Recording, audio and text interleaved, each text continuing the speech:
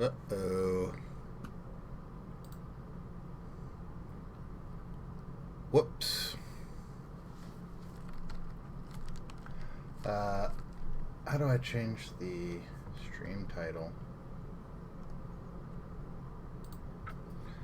Anyway, let's scratch that. We're gonna be playing the Mono-Blue list we played a few hours ago. Shit.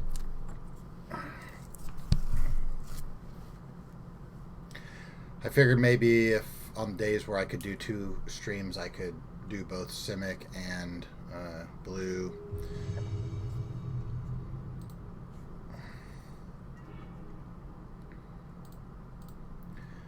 And they're going to be on the play.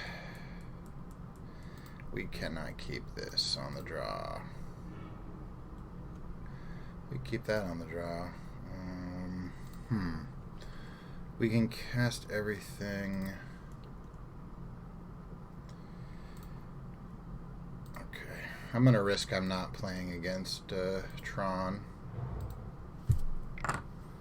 We're playing against Merfolk. Okay.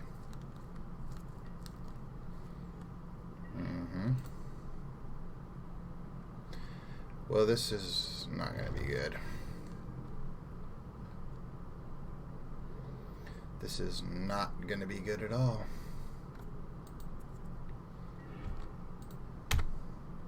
Assuming this is Merfolk. I mean, if you see Island Aether Vial, what else is it going to be? I guess it could be humans if they play like one island, or I don't know, fairies or something. Windswept Heath. Okay, maybe that's a budget consideration. You know, like that can get a... No? Okay.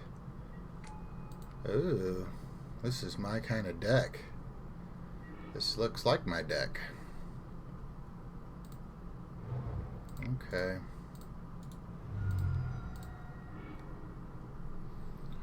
You got it.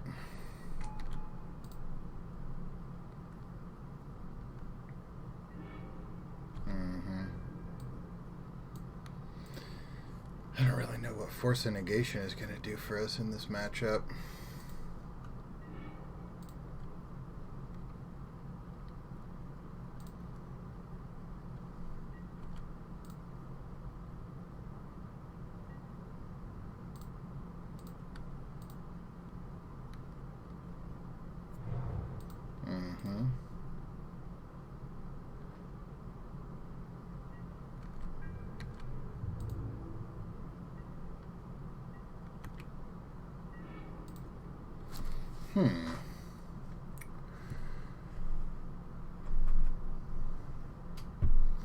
So I guess that means he's going to hold up some kind of...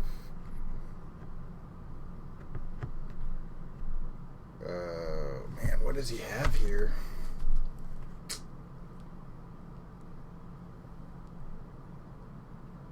Yeah, Force is pretty dead. How's the... hey, Tux, how does the frame dropping situation seem? I had read that like certain people who were watching their Twitch streams through specific servers. Okay. Well, I did drop it like you said. I actually just went straight up and left all my settings the same, but dropped it down to 720 to see if that would do something, and it seems like it is working.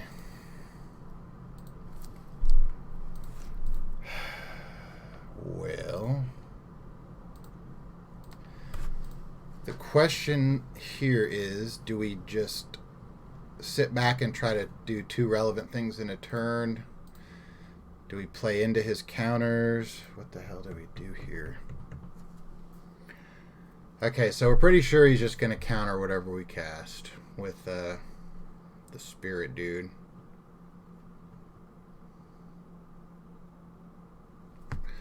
Which I think might be okay.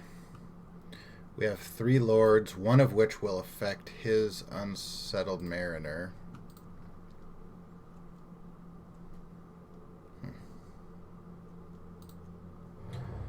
As weird as this might seem, let's just play this out. You know, if he eats this, okay, so be it.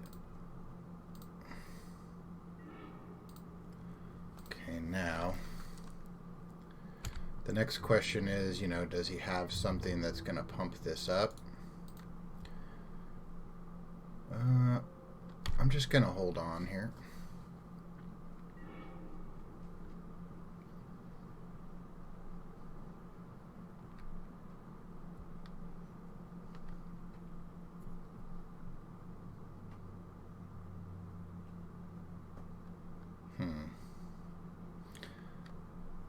So I guess this is spirits?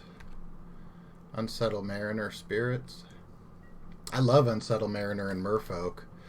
Maybe on Friday I'll play my Unsettled Mariner deck with this. It's like Stonefolk with Unsettled Mariner. I also have one that's Stoneforge Mystic, Unsettled Mariner, Emery, Aether Spellbomb. Gets really crazy.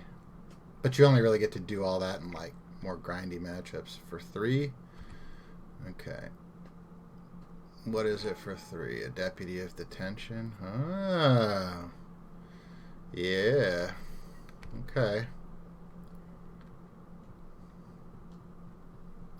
Couple of cards if we can get rid of that thing.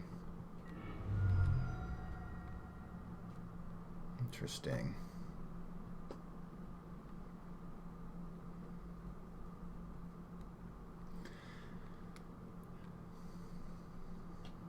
Just an enter the... Okay, so there's some green. Okay, so I guess this is... Bant. Enter the board. It's like Bant Cocoa, but is it spirits? I don't know.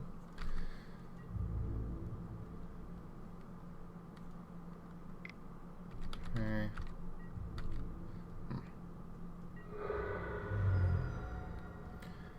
What the hell do we do here? We've got 2 force and negations. If he Cocos, we can't counter.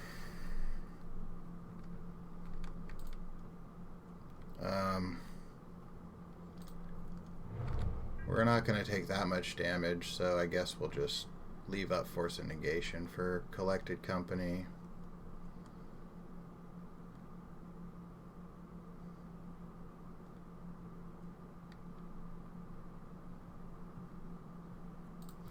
This delay, yeah, I just got to get these lords in. No, it's not a game-winning line. But the problem is that what happens if I play a lord and then he eats it, and then I play another lord, and then it's... Okay, what? That's interesting.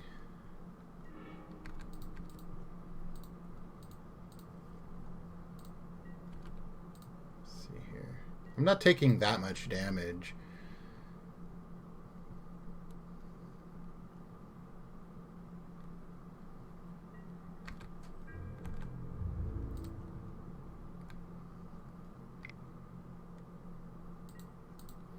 Okay, we don't have anything, but this is a good place just to stop when...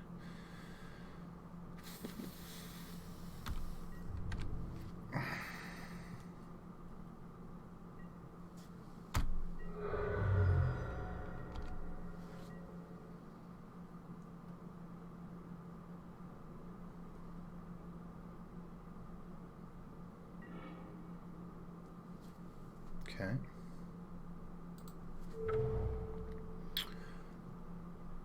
Let's say Merfolk.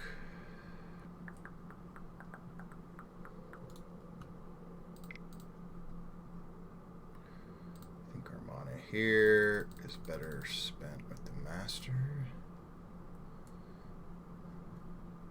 So he could Cocoa in response to try to get, or he could Violet in also if he. I think he.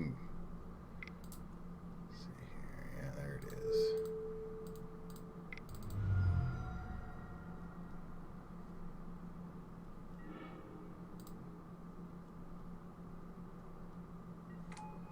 Mm-hmm.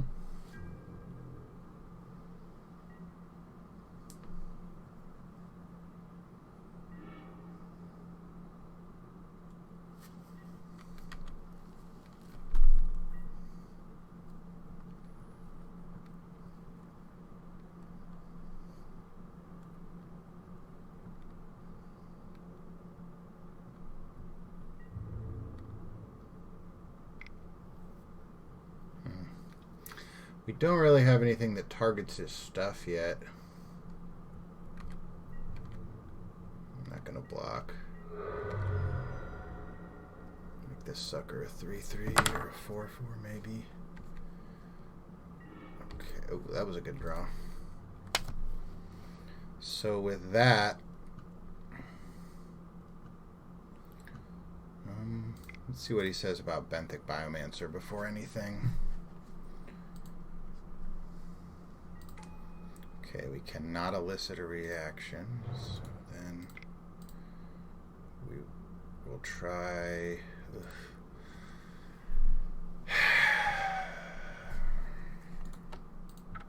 Oops. No, we don't want to do that. I want to undo.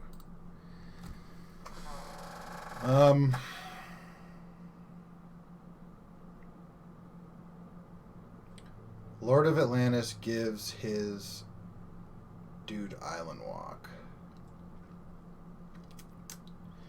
Master of the Pearl Trident means that another deputy can hurt us.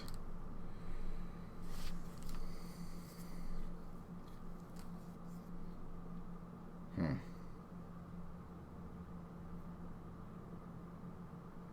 two, three, so that's a 4 turn. If we play that, 17, 14, and then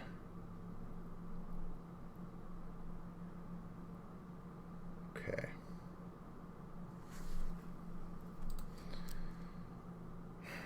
I think I will play the Lord of Atlantis, even though it helps him, because I'm not as worried as about an unblockable 3 damage a turn. And also, yeah. Let's see. Whoops. That's not good. Blue.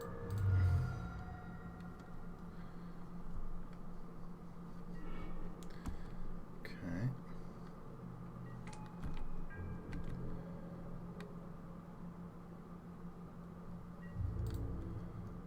A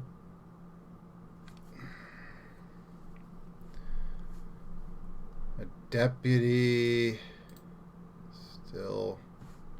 Let's see. How much can we do in 1 turn? That's we can do 10, 18 in a turn. We could do 18 next turn versus maybe he has something to bounce. We have lethal next turn. Yeah, but if I just get in there and he casts like Deputy Detention, Bounce Lord, double block, Master of the Pearl Trident, we have lethal next turn. Hitting for 3, and we can hit for 18. Those freaking flies, where are they coming from, damn it? Freaking shabby fucking Magic the Gathering shabby home.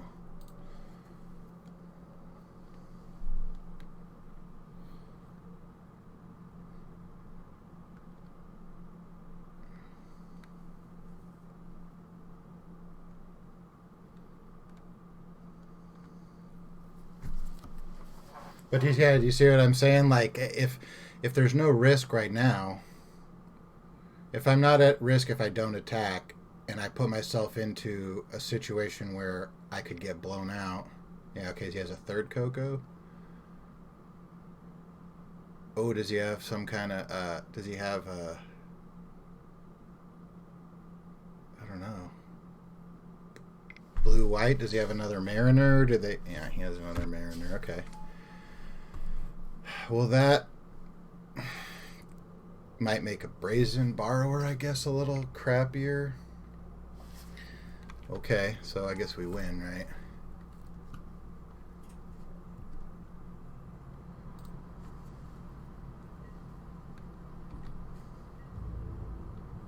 Possibly. We'll see here. We'll see what happens. He still has an Aether Violet 3. That still could represent something. I think it represents a counter the whatever their dude is.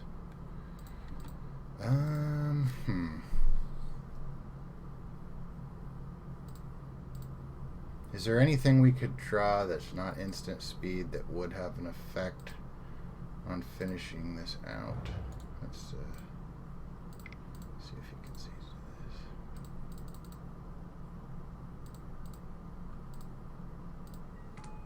No, he didn't have it. So that is the one.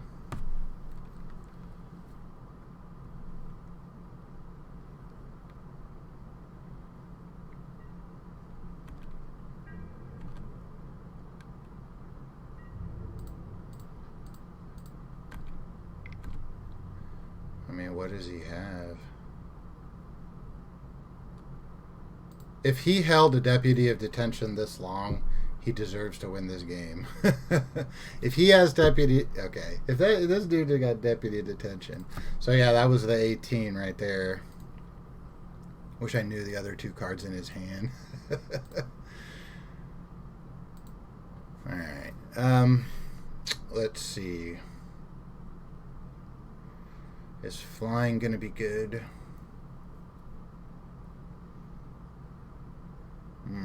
Flying's going to be good to block some spirits.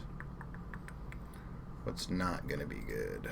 Spreading seas and a deck that plays islands and Aether Vial. I would like those maybe to be Dismember. I think Mystical Dispute's probably pretty good. He does have a bunch of blue cards he's trying to freaking play. Though, maybe we could consider Grafdigger's Cage.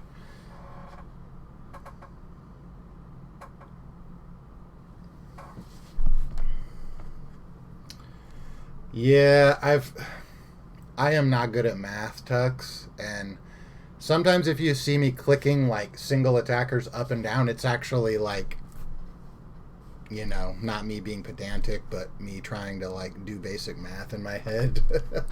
Though, to be fair, right then I should have done that because I already had figured out we had 18 unblockable, so what the hell was I doing?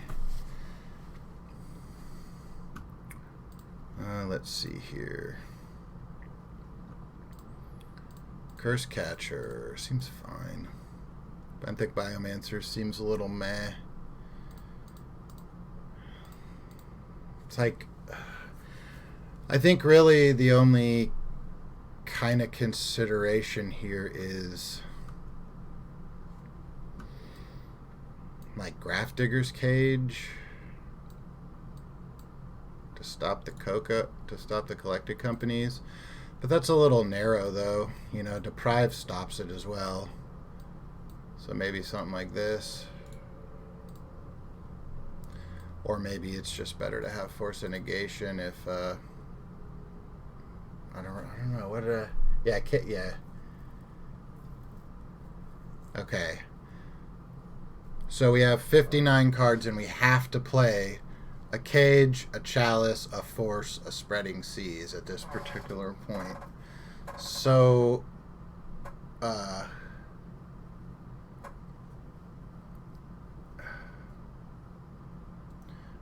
trying to think what else they have in there.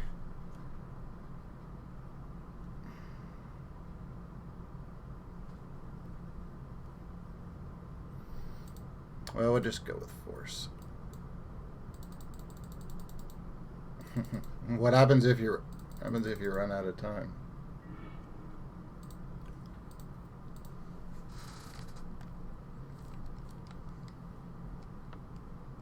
Yeah. No, that is the thing. I think some decks just can't avoid it. And I think probably like how much do they have to change what they do to not give you an island, you know? But I can't ever get behind leaving islands in. I mean, leaving Spreading Seas in versus island deck.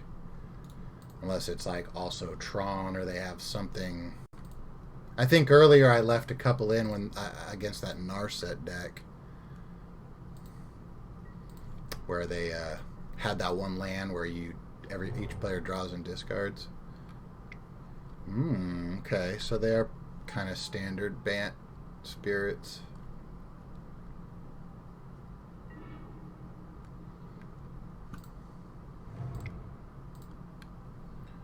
Hey, Trickster, where were you all my life?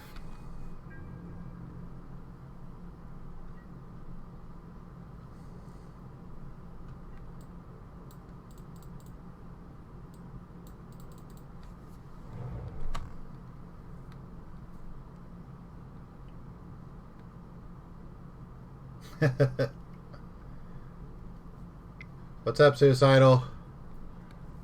Okay, what does this guy have? Double white. Selfless spirit. Fair enough. Another noble. Okay.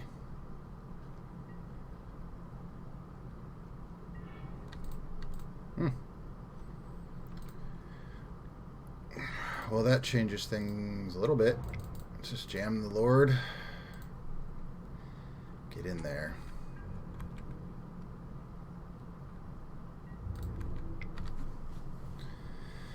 He can hit us for 4 every turn, but we're going to be swinging for 6 on his next turn, and then after that it's just going to get nutty.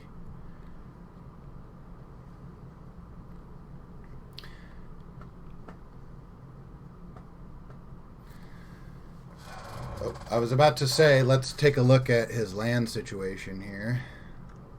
I wonder if we can set up a situation where we can like Trickster a Noble Hierarch down before he taps it for mana, then Curse Catcher. Yeah, see, he's gonna Coco right here. What? Drogskull Captain. Okay, well, he wants to get in for 5 a turn. Okay. So let's see. We can right click and then yield to these to not have to do anything. A few an unimportant card, yeah. I mean, we are taking 5 here, but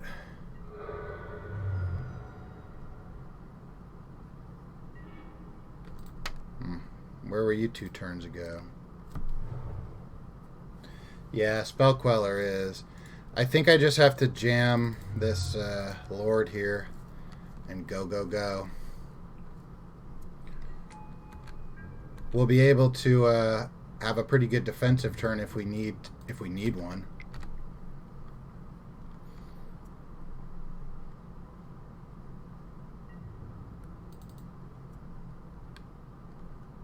I mean, he could maybe block. Yeah, I was gonna say we might see something like block with Drogskull, sack, Path the Regery, something crazy, but doesn't look like it.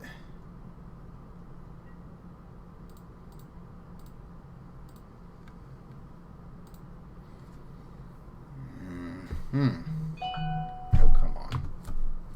What kind of streamer leaves their phone on? Camping. I know. Of course, it's like always Twitch. Oh, you can mobile dashboard. How many of these damn things do we have? We're not playing Echoing Truth, right? Mm-hmm.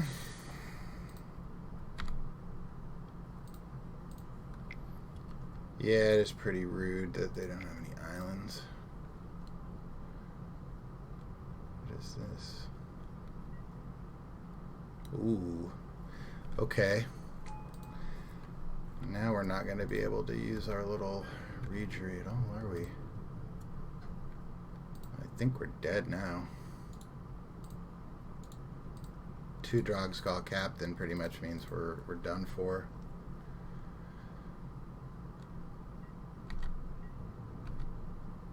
Because they're going to be able to hit us for... Well, no, actually, this is not with Exalted. 3... Oh, actually, no, they will be able to kill us.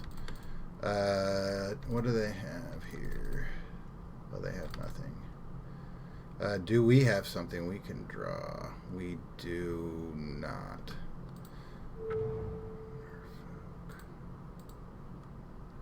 Well... The only thing, there's only one card in our deck that will help us right now, and it's Brazen Borrower. Because it's the only thing that has flying, we can flash it in and block. We can't use Regery or Trickster on any of these things except for the Noble Hierarchs.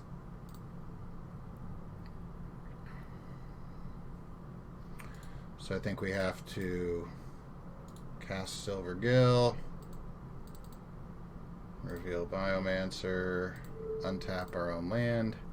That'll give us the 3 if this draws us into the Brazen. I think I cut down to 3 copies. This would be nice. Nope. No, no Brazen Borrowers. Let's see, that's 4, 5, 6, 7, 8, 9, 10. Okay. Let's see if our sideboard plan was solid. Yeah, Dismember would have been nice in that one. Maybe...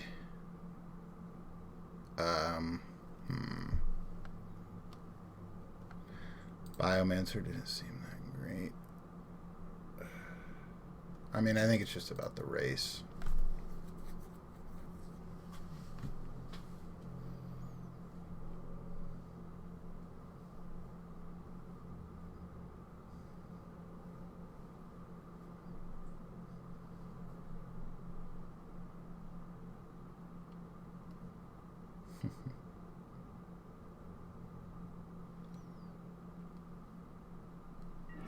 Well, we were still like 4 life.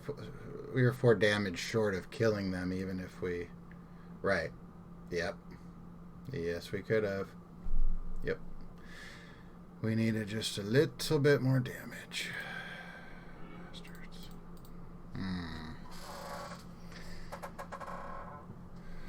That's kind of crazy and symmetrical looking kind of hand. I think I'm going to throw it back. I mean, it has potential, but what do you really do with a hand like this? A 5-lander? I don't think we can reasonably keep against spirits, right? There's not any way.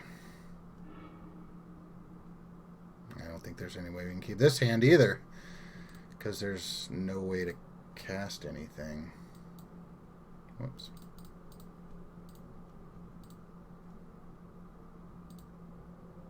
Yeah, 2 lords can get there, but the problem is, do we want to hang our whole hat on those 2 lords?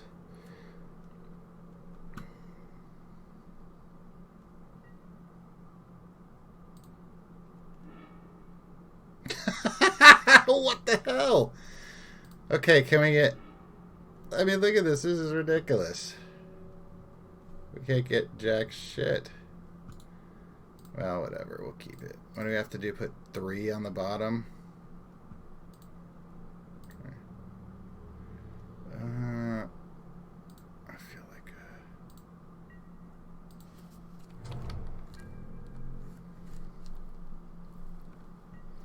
I don't know. I really don't think 5 lands and 2 lords versus spirits is...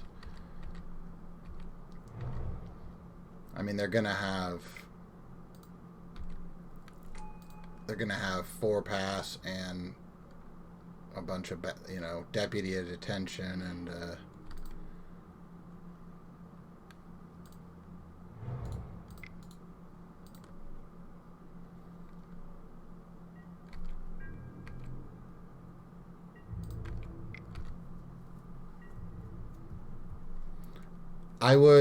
I think if a few of those lands were anything but islands, like maybe if one of those lands was a grove or a vault, I probably would have been keeping it. But the fact that the islands are just islands, okay, Supreme Phantom, that's fair enough. Yeah, Supreme Phantom.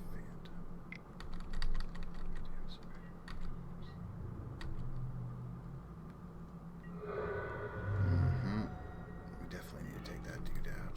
Okay. Shit. They're gonna be 5 life. Fine.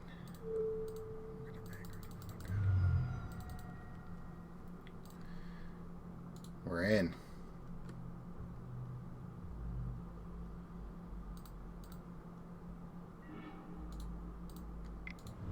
We're in for recklessness.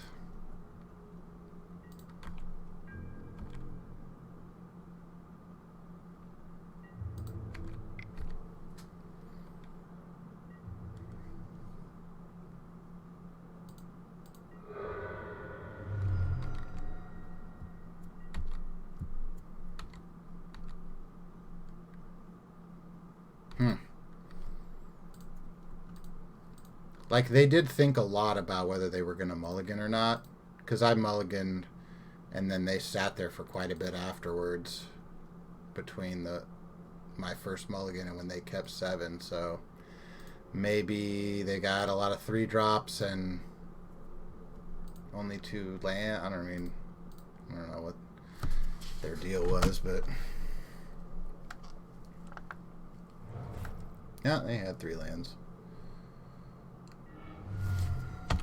Okay.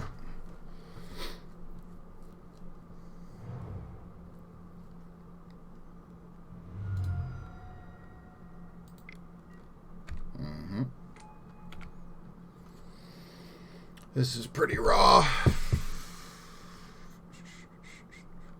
And another lord. Oh. What do they got? And another lord. So this is really where we could use an island of some kind. Right?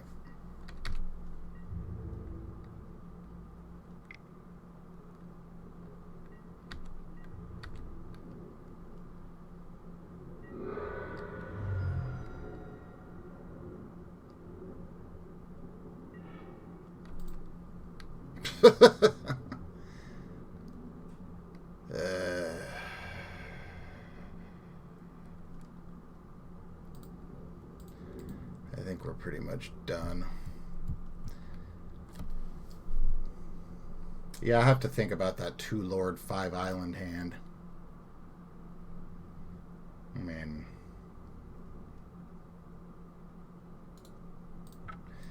let's just get to the next game. I'm not gonna fuck around hemming and hawing about like a fucking deck is about as tier as Merfolk. I've seen a lot of just blue-white shadow though. Alright, where are we at here? This was Bant Spirits. So it was 1.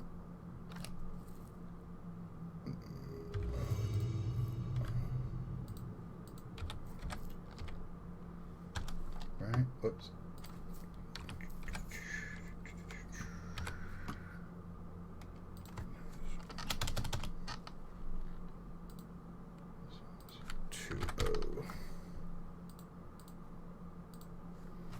Alright, let's see here. On the draw. This is almost just like our first freaking opener.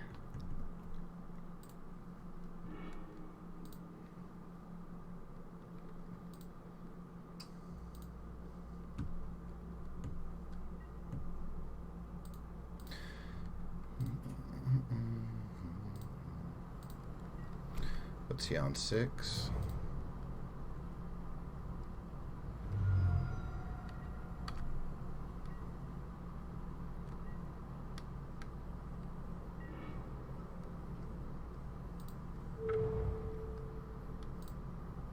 Good top deck.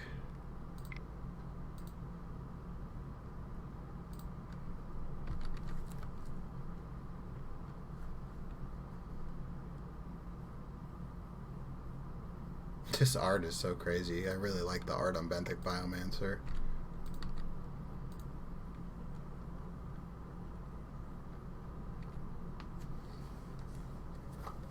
Okay. Alright, Steam Vents Opt. What does that mean?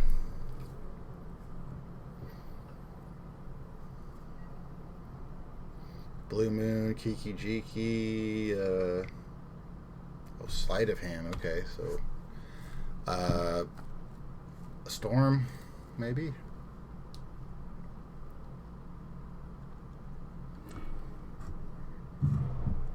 No. What the? Oh, this must be.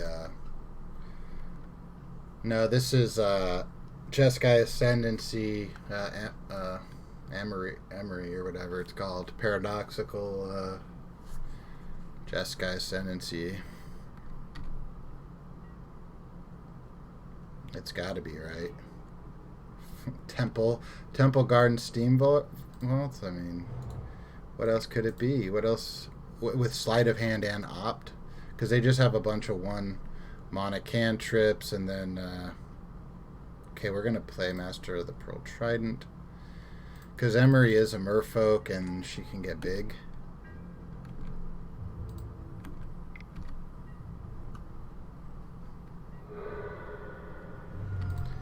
Alright, so we'll see if they can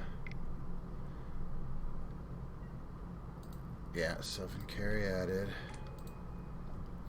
Makes sense.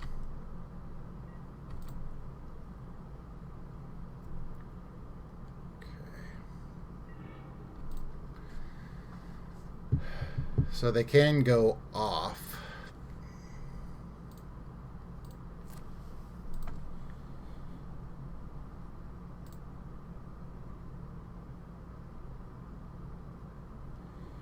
But if they can't go off, if they can't stop us, we just win right here, right? I mean, not right here, but like we're gonna hit him for 6, and then we're gonna hit him for 10. Yeah, I absolutely think that's the right thing. If you really aren't sure what your opponent's trying to do, but like you're pretty sure they're a non-interactive deck and you don't have any interaction save this curse catcher, you know, try to go for the win as quickly as possible. You know, a 2-turn clock with an attack for 6 and then an attack for 12. I think that's better than here it comes. Oh, monomorphos, okay. Maybe now they're looking for it. Oh, is this Glittering Wish? Do they play that? Yep, they sure do. They sure do play Glittering Wish. Is there a Hybrid Fog? Now that's a good question. Is there a card that is a fog effect that has hybrid colors, like 1 white or 1 green or something like that? Because that would have been a card to get, right? Unless... Hi! Hi, friend. God, I just love this card in freaking Merfolk, I swear.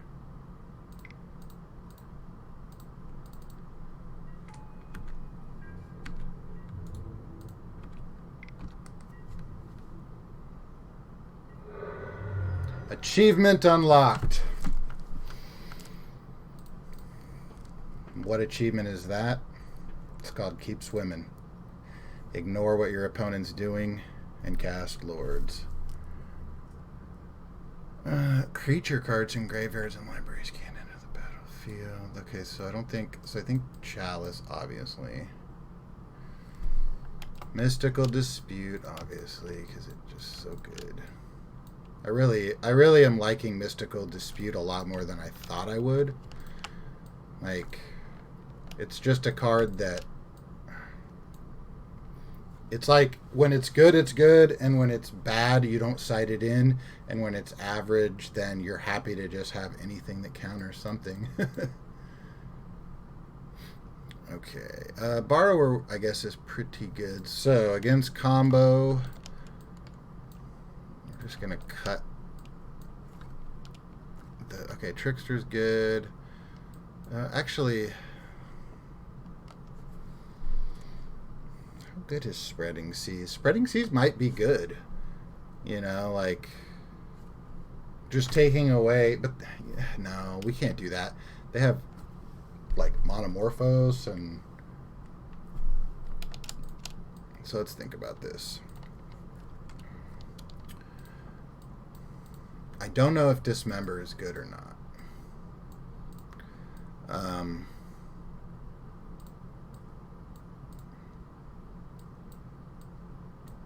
don't know.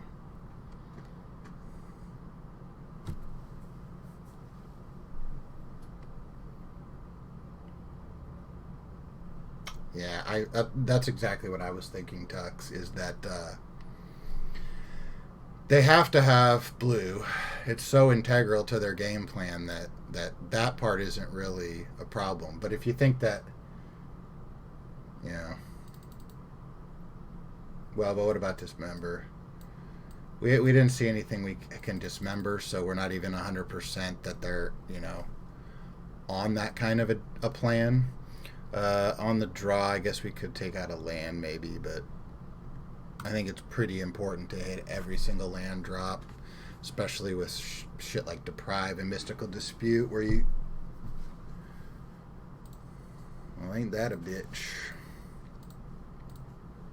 Yeah, we can't keep that. Yeah, we could keep this.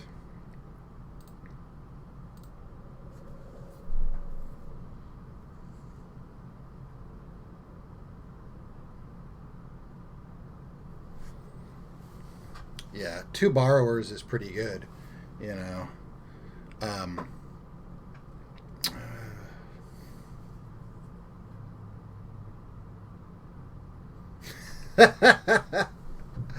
Tux, you're exactly right. You are exactly right. That is my friggin' motto and my method. You know what I mean? You don't mulligan to 1 land and 6 cards that cost 2 blue to not keep a 1-lander. But I think, like, in these interaction heavy.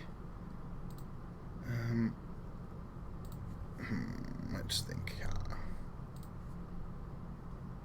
I'm gonna bottom 1 borrower. I can't say for sure how good. Yeah, but with only 1 land, when do I get to cast my Chalice?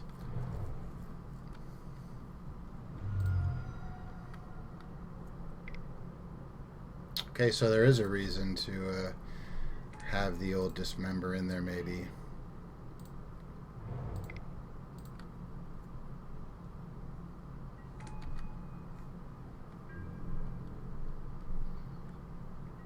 Yeah, but I think 0 is only really for paradoxical Moxes, right? Jeskai Ascendancy. All Jeskai Ascendancy is going to do is just, like, cast a bunch of 1 blues and untap with a bird. But if they have Emery, they can untap. Basically, Emery is like an infinite whatever. Now, we haven't seen Emery. I'm pretty convinced that the few streams I watch where people were playing like Emery and stuff in there that... Okay, what did he do? He put top. Alright. Right. If they have Emery, they have Mox. Exactly. Well, not necessarily. They could have well, yeah, I guess they would want to do Mox. All right, now what the hell do we do here?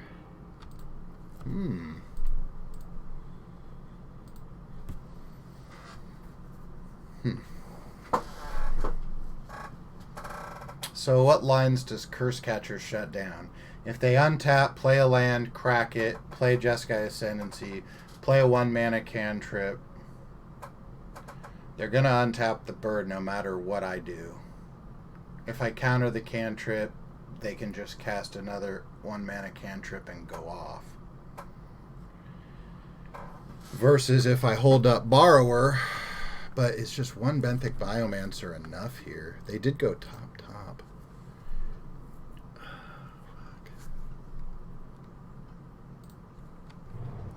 I kind of want to see them go off. You know what I mean? I kind of want to see what... Because what I've seen so far seems pretty stock for, Jeskai Ascendancy lists 2 years ago. Glittering Wish to get the Ascendancy and a bunch of... A bird or Caryatid and a bunch of blue cantrips. Silvergill to try to find force, yeah. So the lines really are... It could have been attack with Benthic Biomancer and cycle. Try to draw a card, try to find force. Hold up Brazen Borrower. If they play the Ascendancy and try to go off, I bounce the Jeskai Ascendancy and then go into Desperation mode next turn. I play the Silvergill Adept for a bigger body, or I play Benthic and Curse Catcher. Because see, if they have to do something like, well, no, I guess they couldn't Glittering Wish and Ascendancy and go off. They don't have...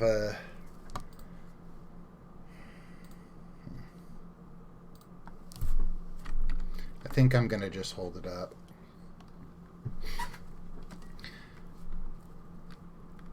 Activating Biomancer can find force at instant speed as well. So I think maybe just... I would like that body. Oh, what's this? Yeah, exactly, Tux, exactly. Now this is interesting. I think here... well, oops. I could bounce the bird right here. But I think maybe we need to get deeper into our deck.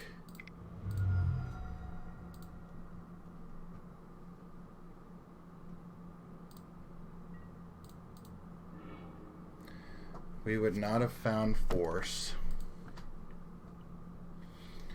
What's going to get worse? I think I want to... Let's see, how can we do this? One drop and then that. I think I'm gonna ditch the Curse Catcher.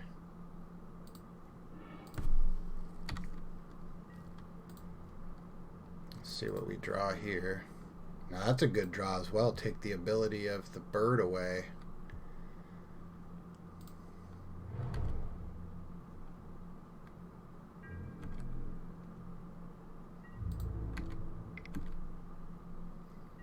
So, given that he seems to be stalling a little bit, we're going to just continue to play patiently. And that's going to be Biomancer. And then we're going to go to his upkeep.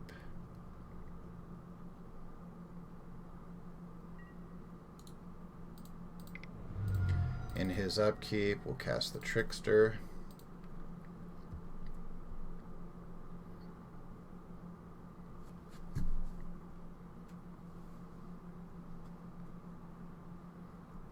So now unless he has a free spell, he won't be able to go off. He could have something at instant speed here, but yeah. Maybe he has Path or something? What did he tap? White?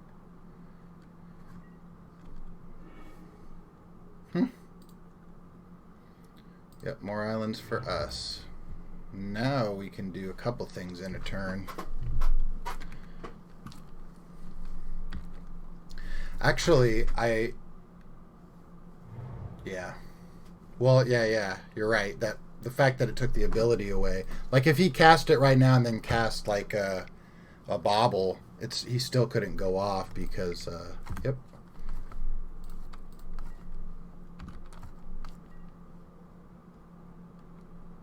Okay, so now we know he has it. Well, that just fell into our lap a little bit. Okay, so bounce force. So now we need to start thinking about our clock. It's 4 turns right now. Is there a way we can make it 3 turns without disrupting what we're doing here? Brazen Silver Girl Force on the way back down. Yeah.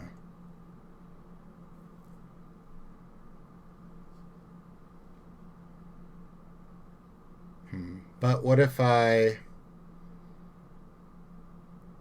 cast Lord, hit him for 5, right? Then he's at 7. And we have 7 in play. If we play the Lord, it turns a 4-turn clock into a 2-turn clock. If we play Silvergill Adept, it's a 3-turn clock. Versus... Well, no, because... No, but we'd have to pitch that whatever we don't play, we're gonna have to pitch to the force, right? So if we play Silvergill Adept, we'll have to pitch the Lord to the force, so we don't necessarily have the pressure of Silvergill of a Lord on the turn after. I think the correct play here is to go for the Borrower here, and then play the Lord. Yeah.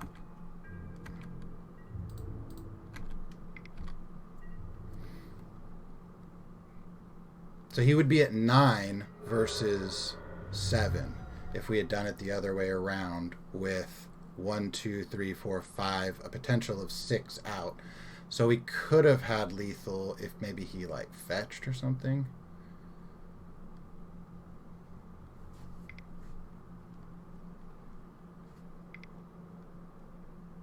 And this still doesn't get us out of the woods because he could have any number of counter spells. You know, he could have his own mystical whatever and then play a land and play a blue. What's it called? Mystical Dispute? Oh, Swan Song. Okay. So now he has to have land cantrip, which he does. So we were finished either way.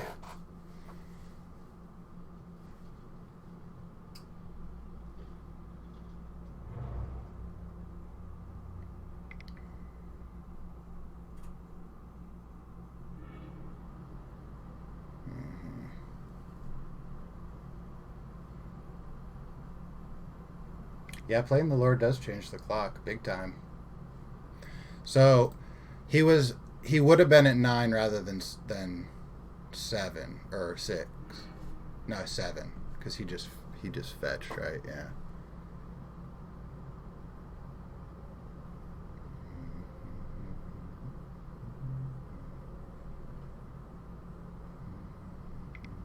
Well, if they want to block, that's fine because that. If they block, then they can't go off and their deck can't operate. But what I mean is that, so if we attacked for 3, he's at 9. And then we attack for 2, 5 when he's at 9. Maybe we should, the other thing we could have considered was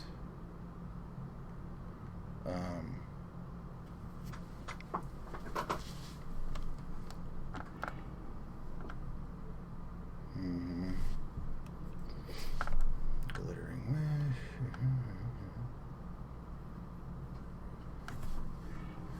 Note that if he can make a 17, 16, we could still block it unless he can do something. Scar Scale Ritual. Yep. But wait, doesn't he have to put a -1/-1 counter or something? Or is that a different one? Yeah.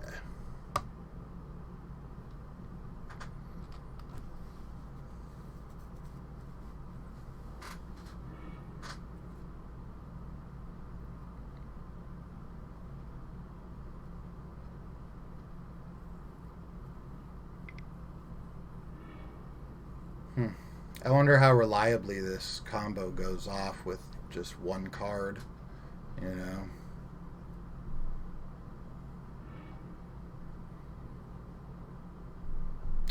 Oh yeah, Fate Stitcher. I mean, I guess we just have to stop them going off, right?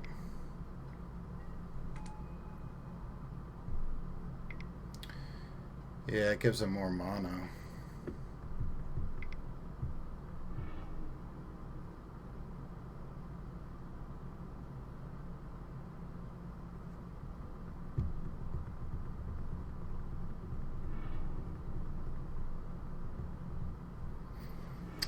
Our coffee's empty. I'll be right back.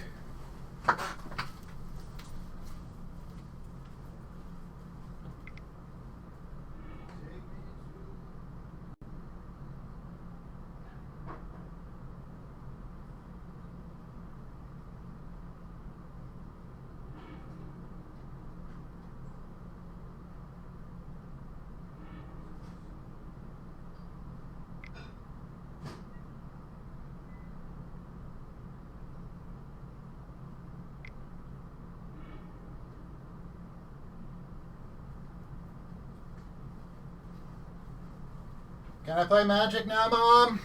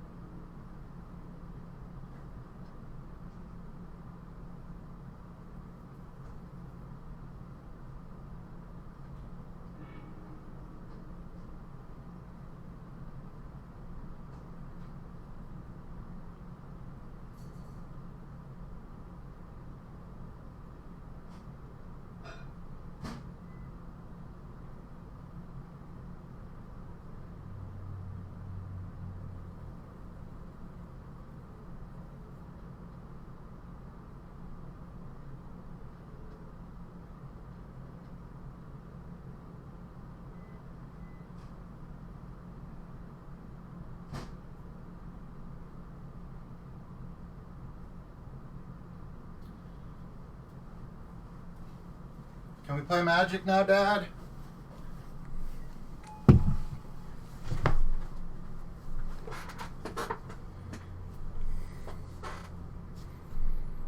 Back to the live scene.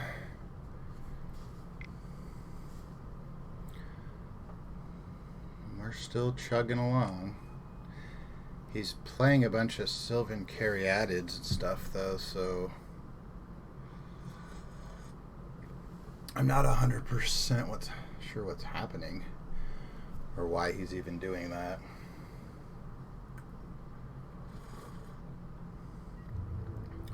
What? What? He fizzled out. Ladies and gentlemen, please listen closely.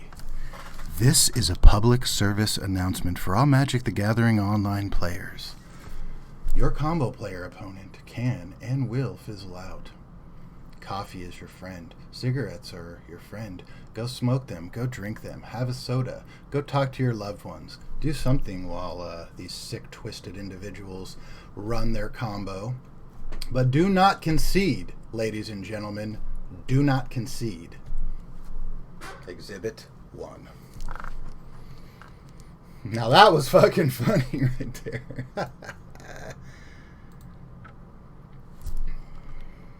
Alright, how are we going to write this one up? Kai ass. Old version. I'm going to put for now, and it was a 1. And a 1. And a 2. 1. There, no, that was a 2-0. Okay, so our notes, we're going to say game 1. Lorded. Game 2, fizzled.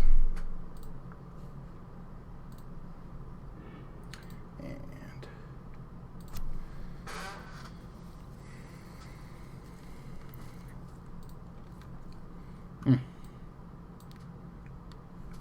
I'm going to keep based on the cantrip. And I'm just going to lead on an island to conceal what we're playing a little bit. Serum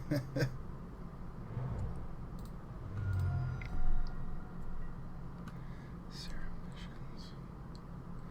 Steam Vent Serum Visions.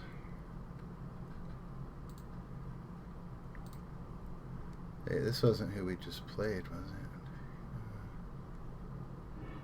Oh no.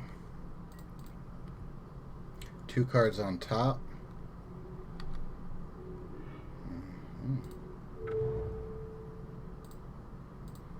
Alright, this looks like our plan in the first game against Combo, which was just like throw lords at their face.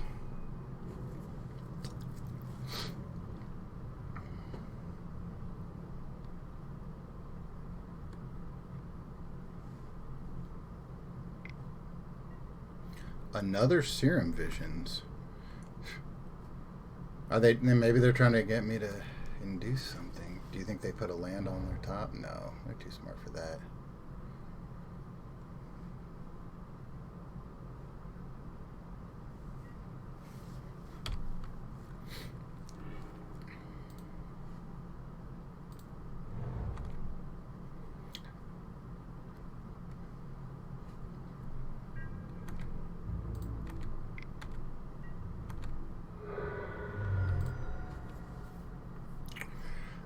I am not going to play the Lord, and I am going to say go. I do not mind at all in a situation like this, just going for a straight up borrower at the end of their turn.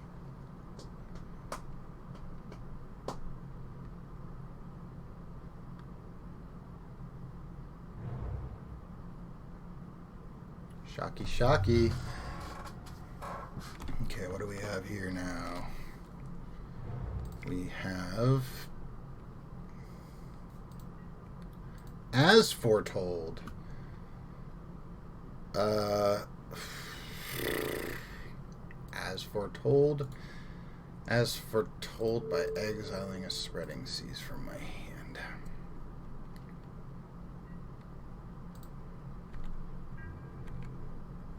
And I think...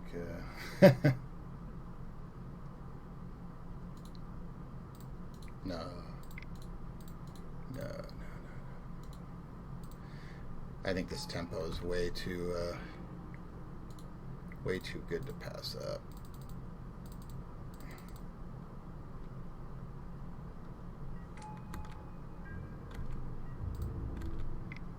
Oh, why didn't that attack all? What the fuck? I'm actually not going to cast this. Attack all faulty. Or maybe I just don't know how to use it.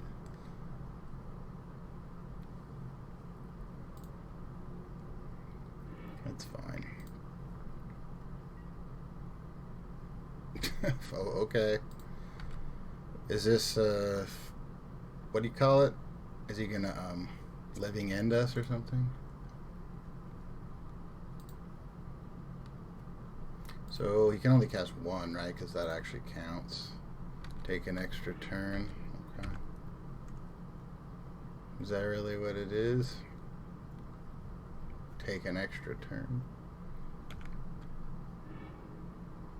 Hey, what?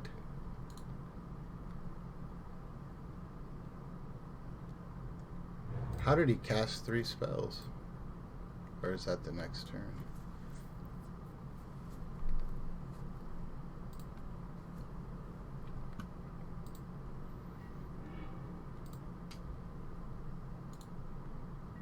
So, is this card like broken or something? Oh, or, no, that was the extra turn.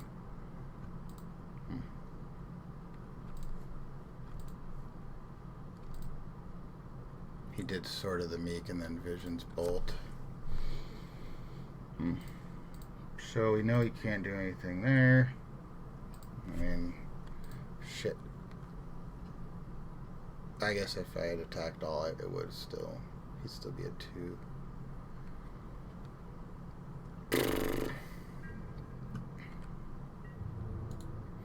Attack with all creatures.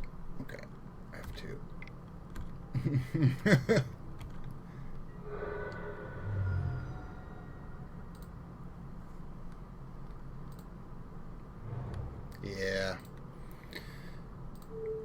Yeah, we're not giving him any free turns. He can't do anything about that because that card specifically says you can't cast spells on other players' turns.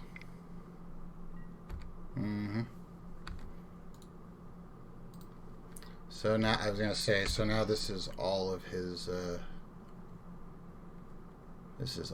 time walks and shit.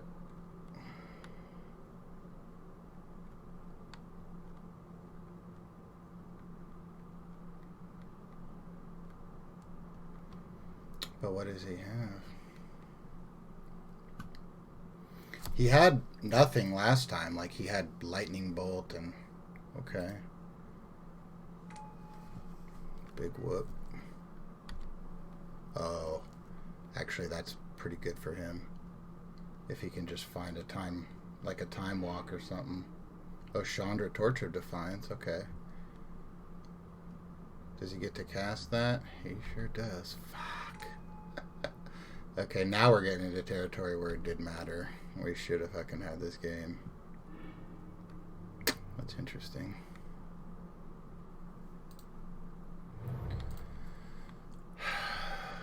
I think we need to kill Narset because he can't find anything.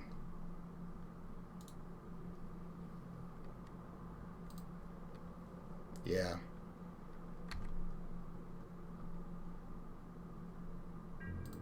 Mm-hmm. Narset. Now this doesn't somehow prevent him from like casting off the plus. Yeah, I haven't ever seen this deck. But the minute that I saw, you know, Savor the Moment or whatever, Mystic Sanctuary, that was good. Good thing he wasn't able to play Mystic Sanctuary. Okay, now what happens?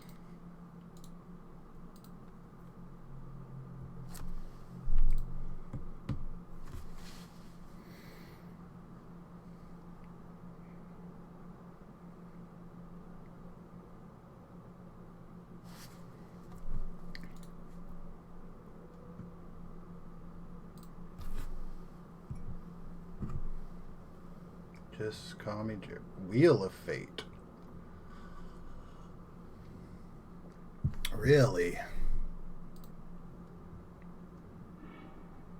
Oh, and I can't draw.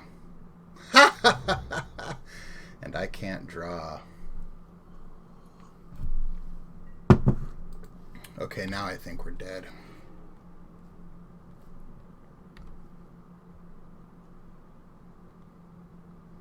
If he casts another Time Walk, I'm just gonna... Yeah, that's foretold is fine.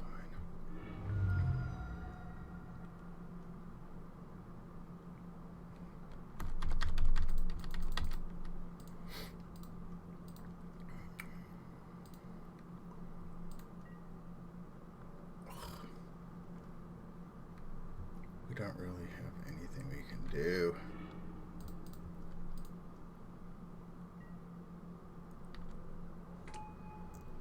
It's just the extra turn, yeah. Wait, what? Okay.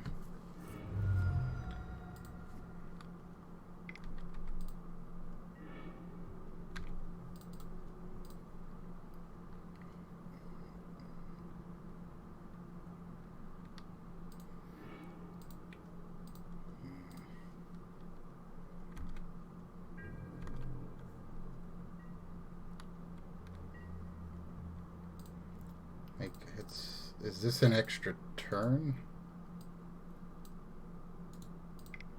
I can't tell.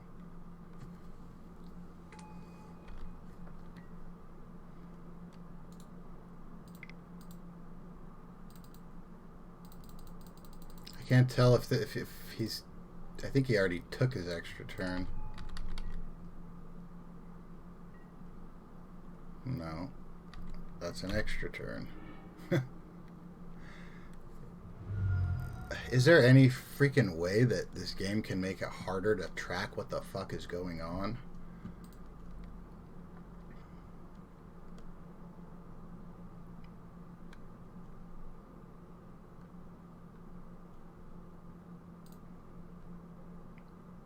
Like maybe a way that I can better keep track of the pending extra turns? Shit.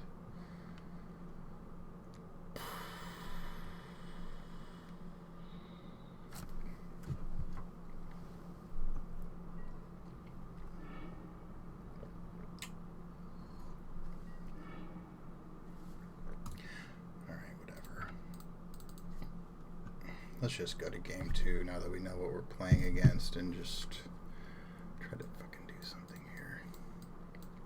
Give me these. Give me these. Give me these.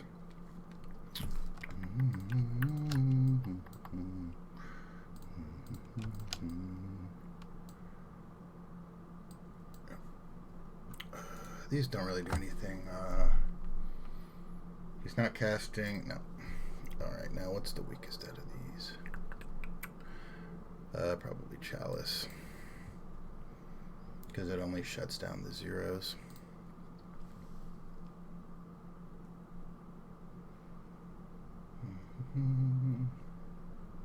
Or maybe we could have these.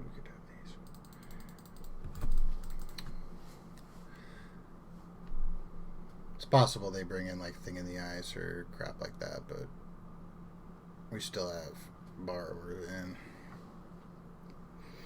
Yeah. Yeah, if they have that many 0 cost cards.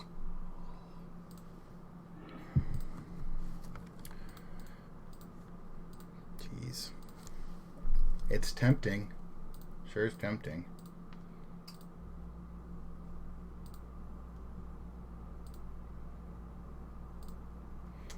Yeah, we didn't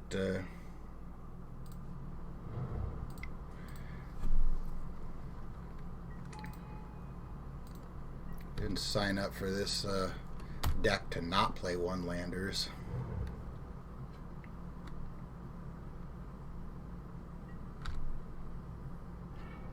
Hello, land.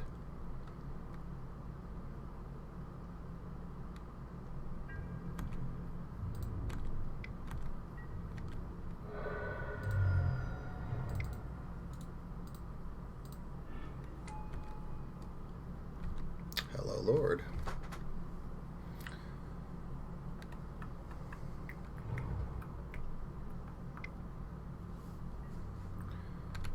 Go for it.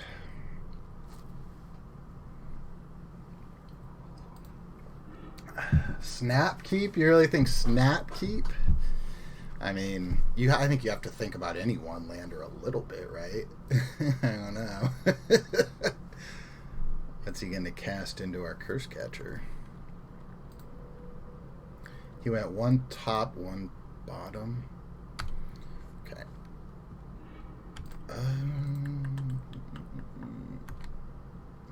It has Chalice. Yeah.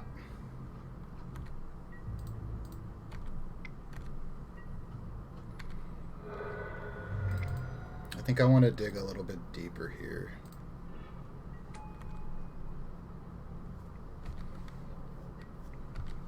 Like any kind of counter magic would be.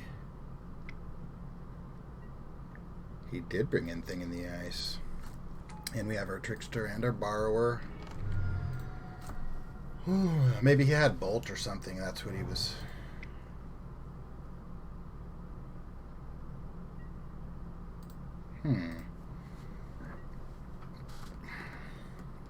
This might be a reasonable place to Curse Catcher.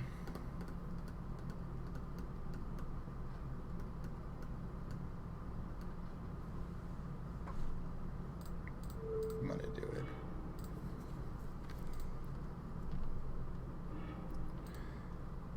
Because he's gonna be dead in 2 turns, right?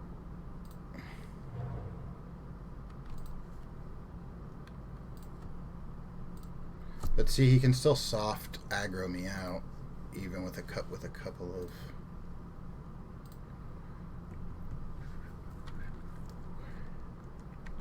I think I'm going to play a little more patiently. Leave this Borrower up for a turn. If he doesn't play another land and play that enchantment thing, or play As Foretold or whatever. Though As Foretold is a little slow now.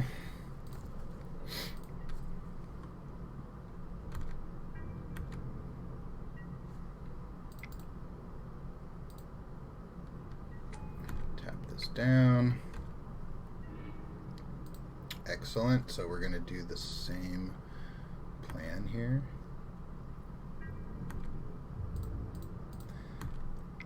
We have another Trickster. We're just going to play patiently. I don't think there's any need to start dropping Lords and putting extra pressure on him. We're just chilling.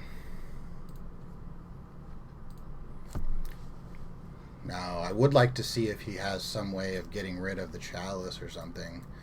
So we might... Another as foretold. What is this? Oh, another thing in the ice.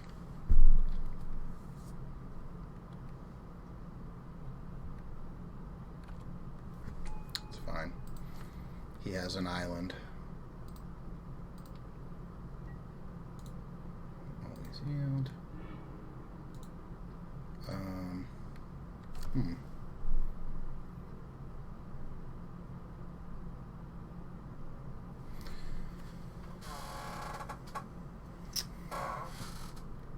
I don't want to always yield to that. If he casts another spell here, you know, I might want to... Yeah, exactly. Exactly what Tuck said. If he cast... Though, Tux, if... let's say I did that, and then they could also cast... well, no, actually, the thing is that when the last one comes off, then it has to have that ability on there, or else it won't transform, right? It'll be like an 04.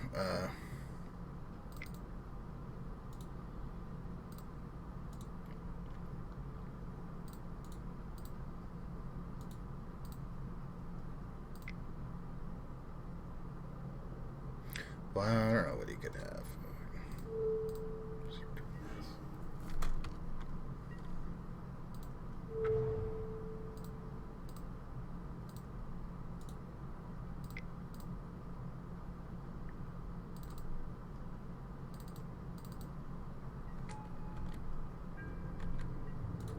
Okay, here we go. Attack all. F2. It'll work that time. Hello, island. Alright, let's reevaluate our sideboard plan really quickly here in this 2 minutes and 54 seconds.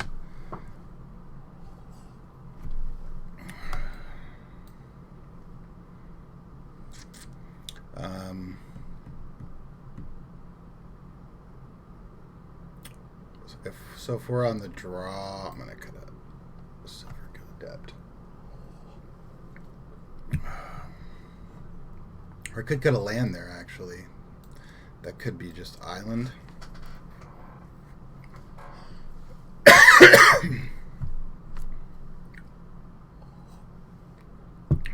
Maybe since we're on the draw.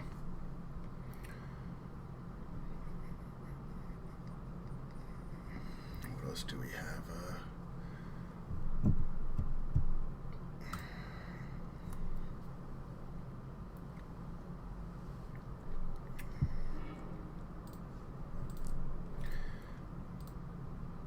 See a hand with chalice. That Silver Gill Adept could have been a...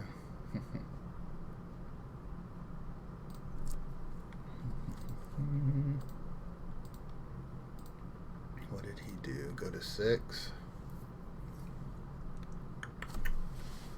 These freaking flies. Where they're coming from.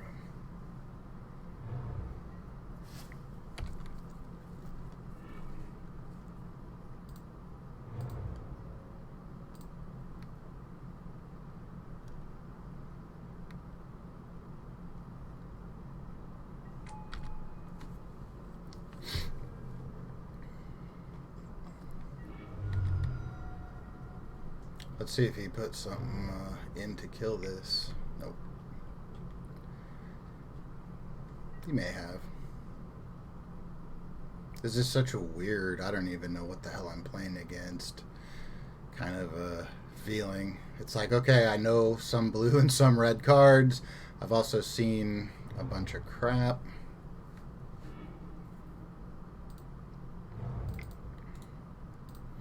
And we're going to put this out as quickly as we can. As quick as we can, as the English would say. I don't like that. Alright, so let's think about how we're going to play this out. How we're going to best eat up these grows to turn them into cards as quickly as we can.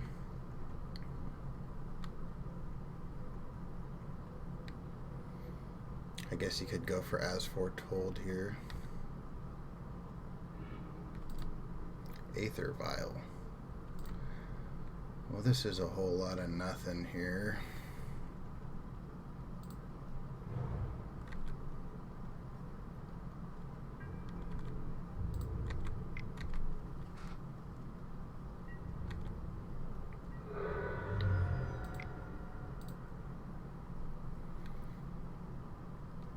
I think given that we're just drawing like crap, I'm going to just try to jam these as quickly as I can. I mean, he's even possibly casting something here. What is this? What, like, it's something. What is he doing?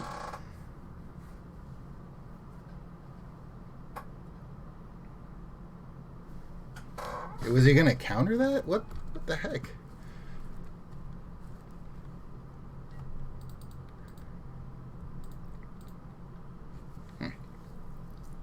No, I'm not gonna crack the Grove right now. I think if he doesn't try to do anything here, then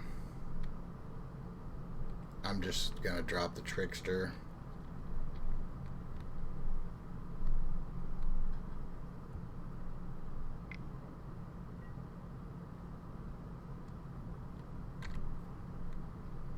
It doesn't do anything.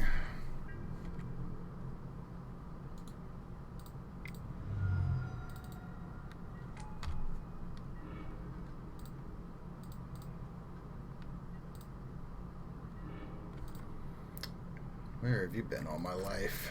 I love that art. I really got to get like a foil full, whatever the hell they're selling to the kids these days. Borderless, is that what they call it, or is it full art? Or is it border free? Or then they also had another word that was like border expansive or something, like when they made it where like the planeswalkers and different things would bleed over the edge. This is pretty.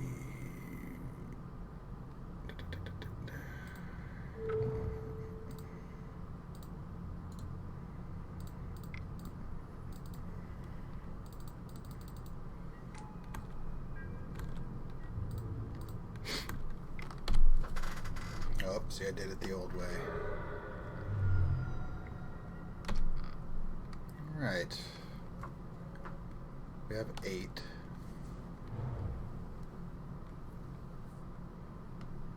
Now, if he has that red spell, we can't dispute.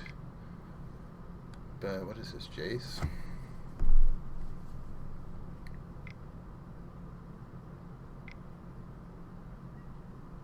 Chandra. Okay, that's a pretty fair card, and I'm pretty okay seeing it. So you gonna do Burn the Lord or something? Okay. I don't mind this at all. I will crack right here. That's a strong card for a little finishing this dude off. So is that.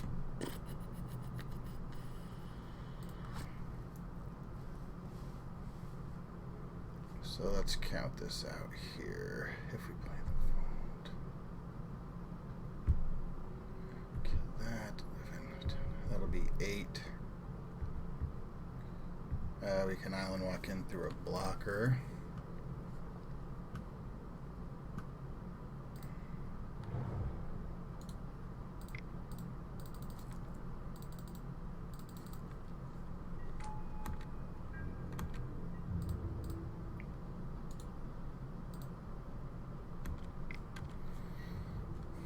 I just want to give him as few looks at new cards as possible, and this is a card that does that.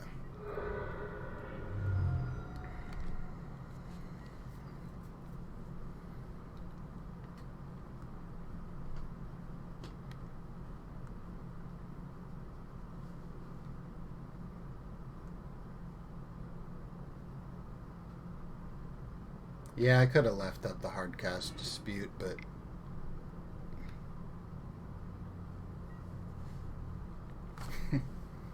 well, should I do it?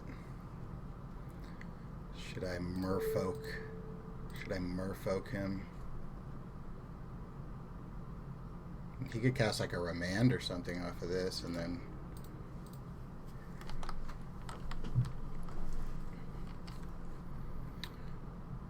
so yeah, Touch, you're exactly right. Let's rewind that a little bit and think. So if we didn't cast that, but we did lay the vault, he'd be at 10.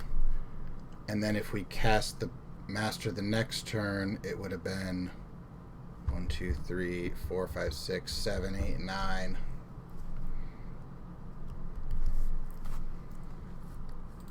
So that would have left him at 1. Okay, let's return to details here. And let's see. This is, I guess this is as foretold. This is 0, 1, 1. Turn 1, Chalice on 0, both post SB games. Alright.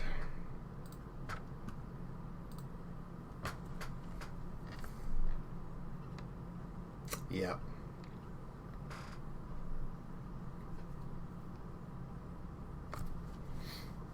Mm-hmm. Yep, that is exactly right, Tux.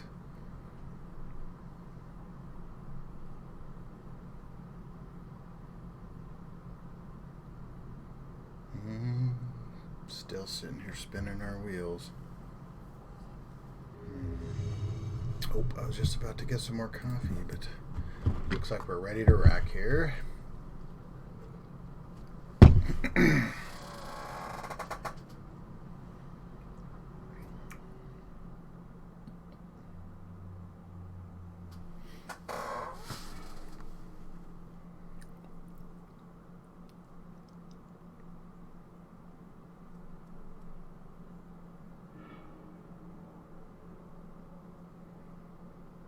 Reasonable.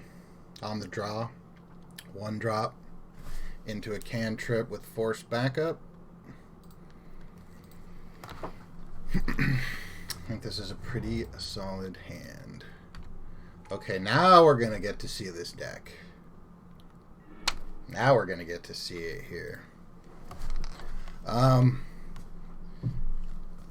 Maybe we actually have to lead out on Curse Catcher.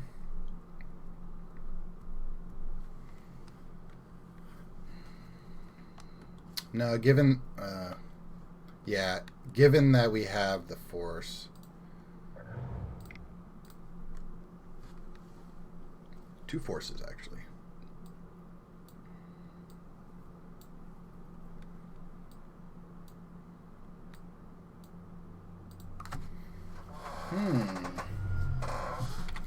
There's something happening here.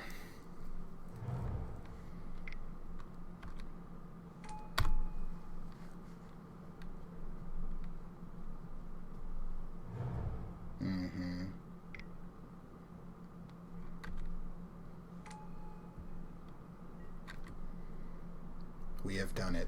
This is the first time I've had this deck on my stream. There she is.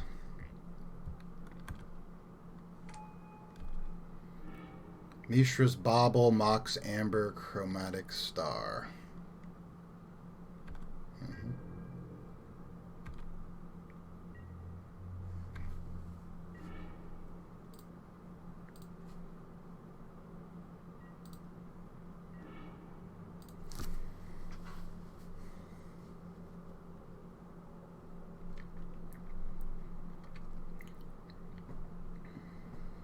What's my plan for the next 2 turns, and does it involve Mono-Vault?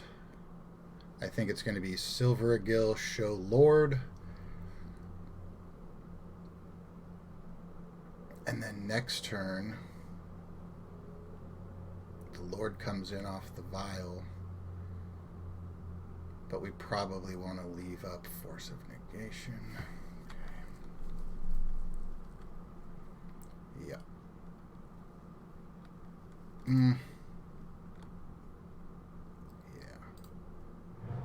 Yeah, so I think we do want to attack with it. So we're going to cast this. We're going to remove this. Another island. Fair enough.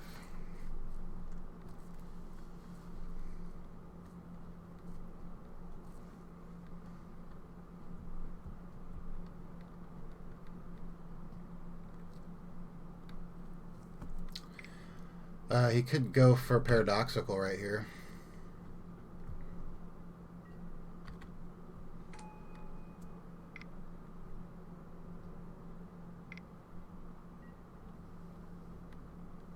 Nothing we can do about that.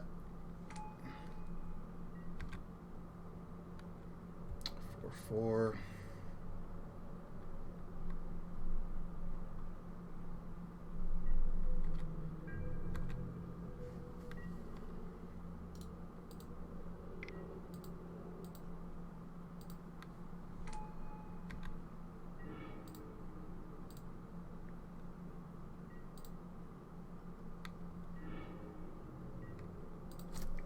Aha. Reasonable, reasonable. So what will that let us do? Bounce Urza.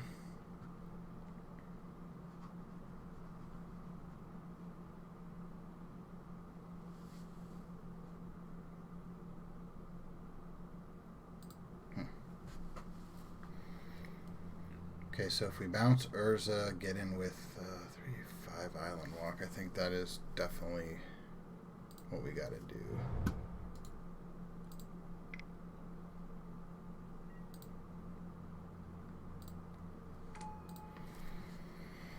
Because, let's see, if we fire up, it's 8.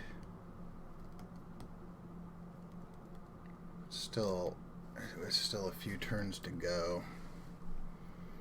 And if we let him untap with Urza, all sorts of bad stuff can happen. Do you think so?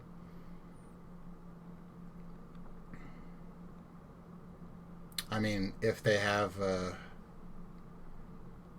counter spell and one thing to go off with, it could be over.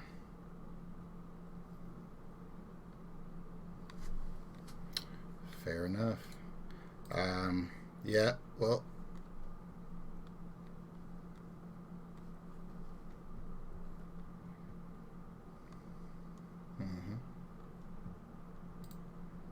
I see what you're saying, Tux.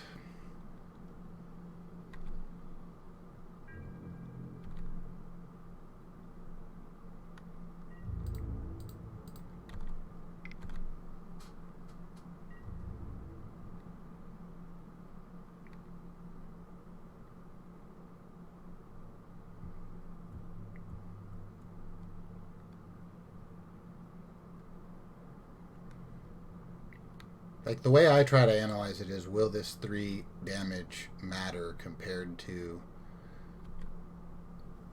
making him have a more narrow choice of things he has to do on his turn?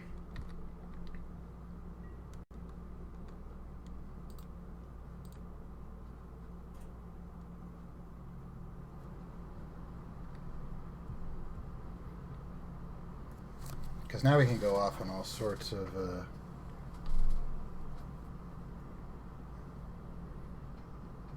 Well, they don't really have a plan. They just either go off with they either go off with infinite mana and infinite card draw, or like 100 servos.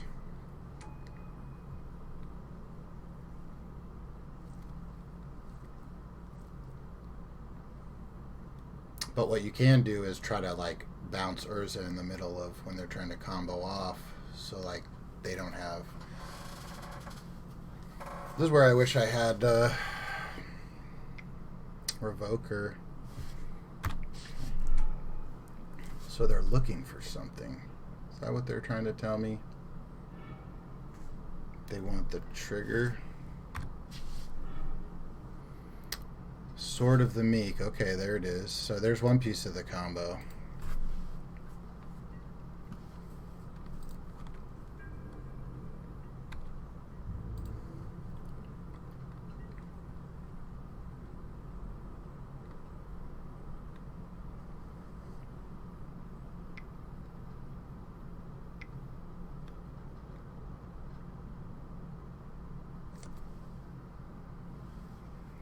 This is going to be Thopter Foundry. Sure is. Buy Borrower.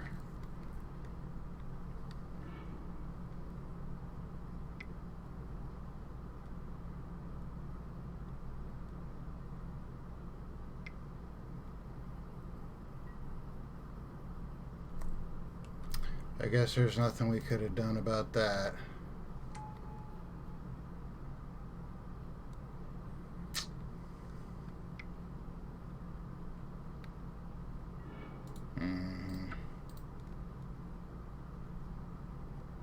Yeah, I think we might have got too aggressive. I mean, but I think he could have done that on like our next turn. So I think it would have only given us one more draw. You know.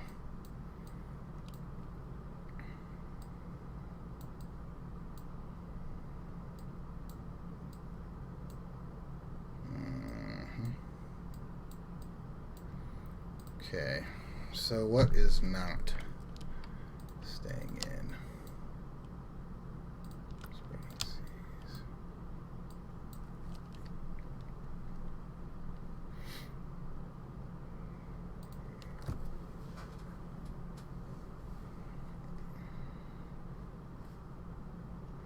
We still have to be able to attack and beat them down.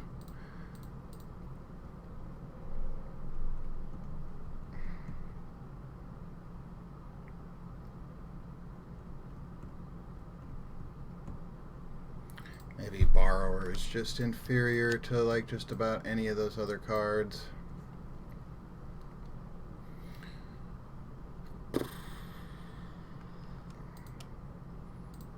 This Curse Catcher, Biomancer. Oh. Right, the hindsight play is to leave up Hardcast Force and Pitch Force. Right.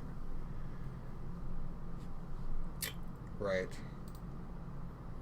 That would be the more like patient way. And then there could be like a middle ground too of bouncing and trying to like get an extra turn and then have a Borrower in for some aggro too, but still take the double force down. It's gonna have to be like this. Shoot, I mean, I don't even know if you want Aether Vial, to be honest. I would like to play first.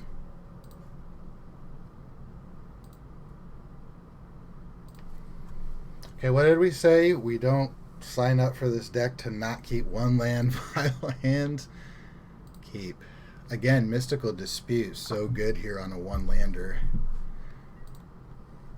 This card has definitely amazed me more than I ever thought it would, at least in the games that I've played.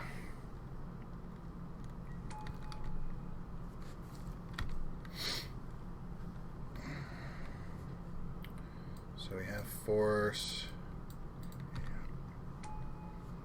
Let's see.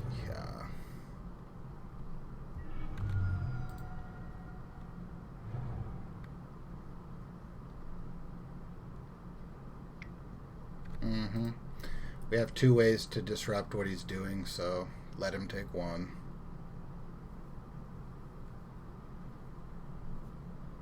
We also have this Cage, which is sort of like a soft interaction. It interacts with part of its combos.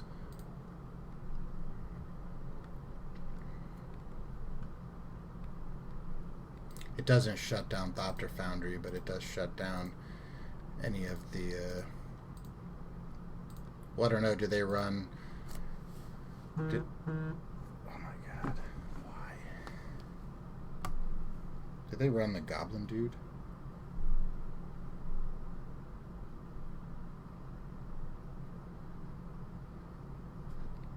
Like, do I really, like... Why are people texting me about the Knights Templar and when they ended? This doesn't make any sense. Well, he's taking a long time, so he takes the dispute, because the dispute can counter the Urza. So maybe we look for another dispute or a dismember. Trickster.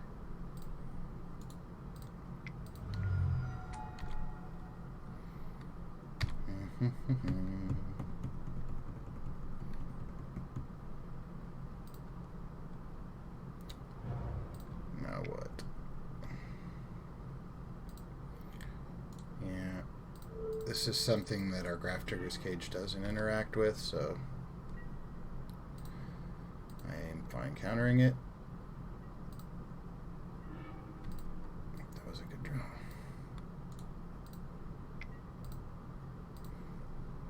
Let's see if we can... so many tricksters, so little time to cast them.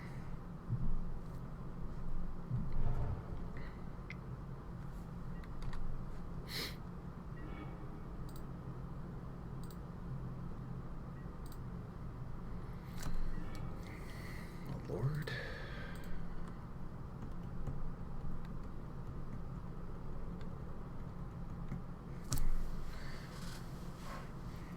So what can he do if he plays a land and casts Urza next turn?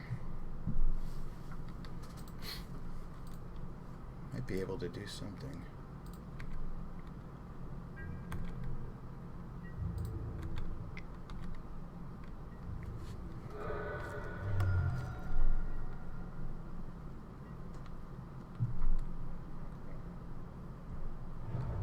Okay. There's the Urza.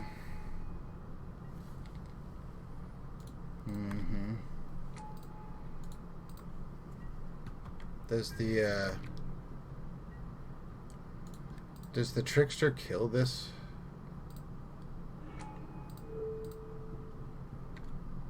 It sure does.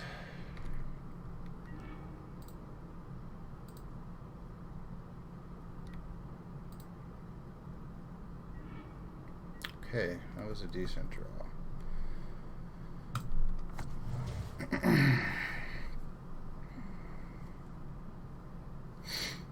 Let's think about clock.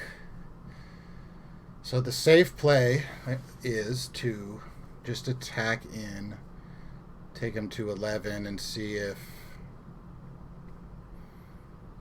like, trickstering the High Lord in response or something, you know, something. Maybe as a second one.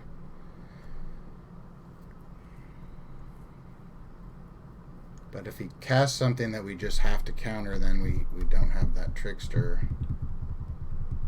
6 takes up to 9. But then doing this makes a top deck Lord very good.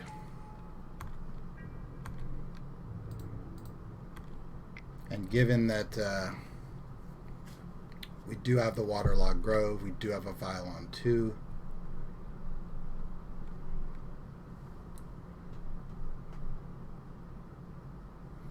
I could try to go for an upkeep play, but I kind of am thinking maybe if he has like a second Lord, that doesn't do anything.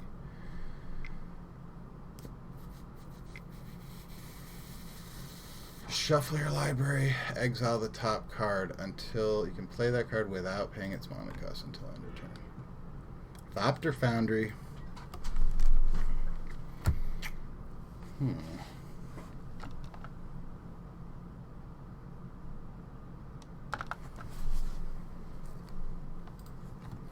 I think in response to this,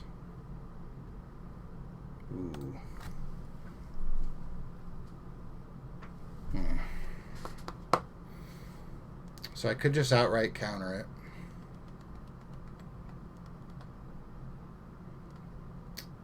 Or another possible line would be Trickster, Urza High Lord.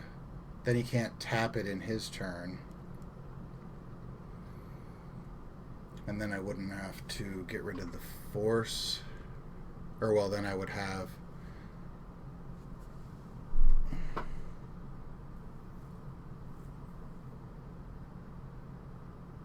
Well, this does gain him life, though. Like, if I Trickster right here on the Urza, he won't be able to generate any mana at all. If I let the Thopter Foundry come into play, he can tap the Thopter Foundry right away, sack the Opal, and you know, I don't know what he has in his hand.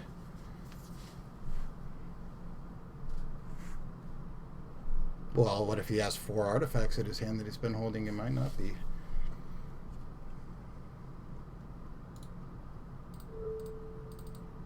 I think we'll just counter it.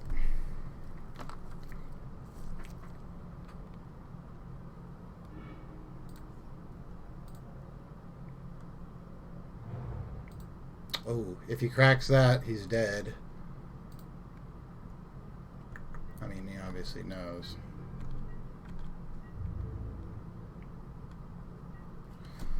Alright, what do we gain and lose by cracking Waterlogged Grove here? We lose the ability to cast Borrower. We lose the ability to cast...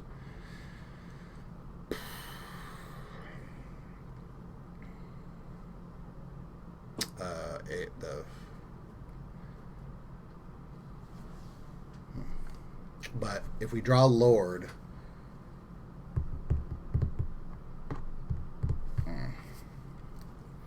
And if we... well, let's just take our draw first. I think I'll split the difference. Because see, if we draw like a 1-drop or something... come on, Lord. It's not a Lord. Well, now we could Grove into a 1-drop. Lord?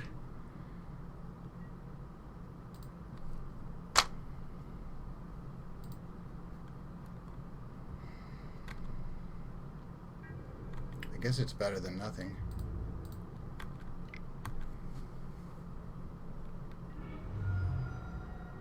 Well, he done did it. Oh, does he have a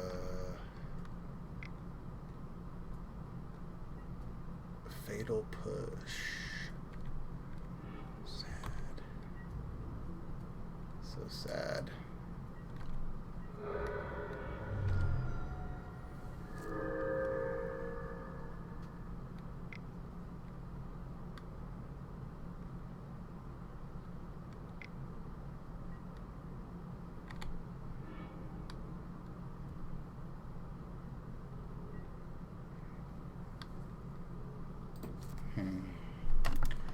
It is a blocker,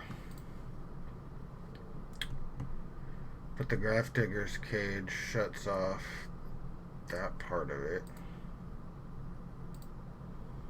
Just gonna let it happen.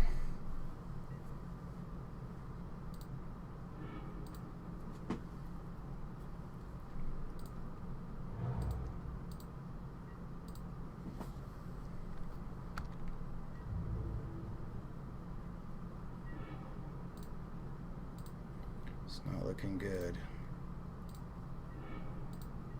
Well, at least we can cast that now.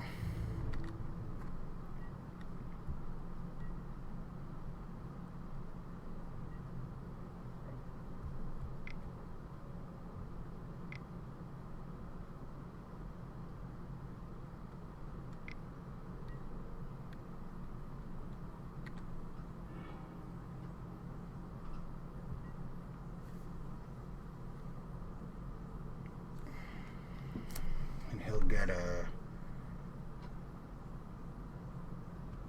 big dude.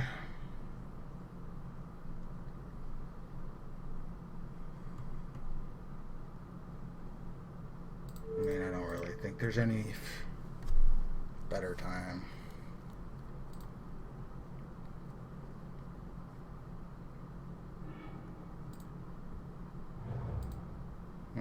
could have played around that. But then if he cracked either one of those, the Lord would kill him.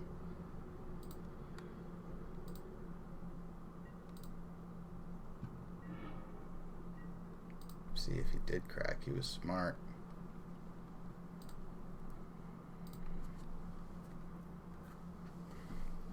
Is there even any reason to play an attack right here?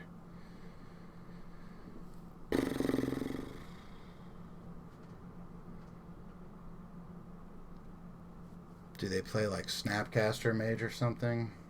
Big, it's a 2-2. Yeah. Hey. In a land of 1-2s and 1-4s, a 2-2 is reasonably sized.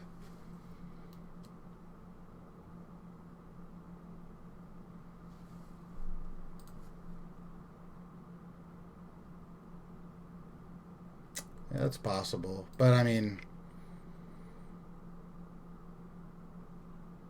I'm just wondering, you know, what the other two cards in his hand could be.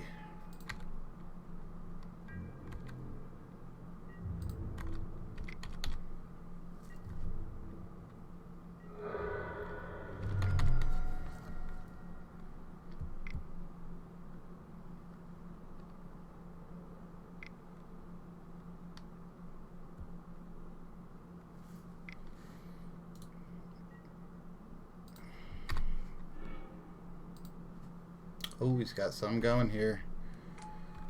He did it. So now he can... oh no, he can't crack any of those.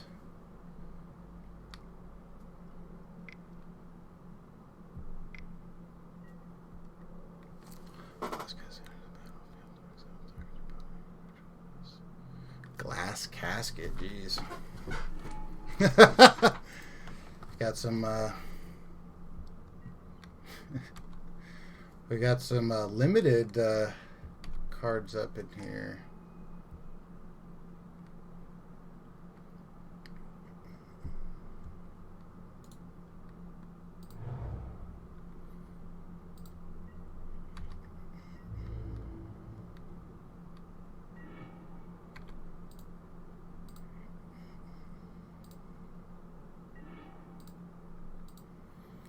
Okay, we'll get another look here with the Grove. Man, stressful. Deprive, huh? Spinning our wheels.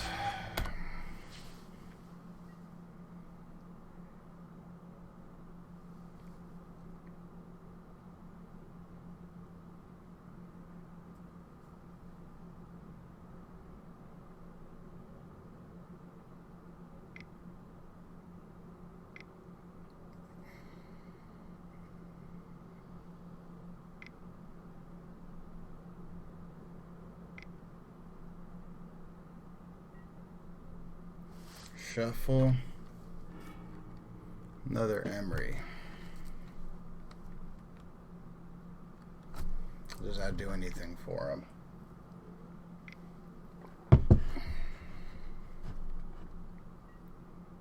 Mox Amber. Okay.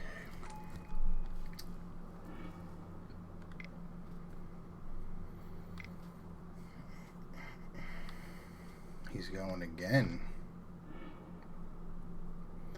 Collective Brutality.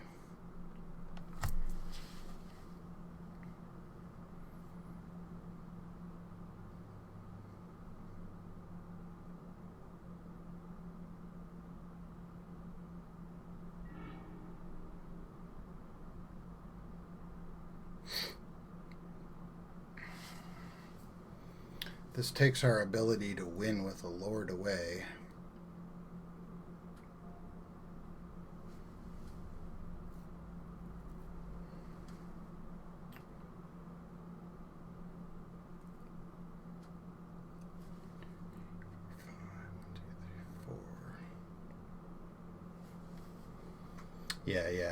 Yeah. Because, so I've got, let's see here.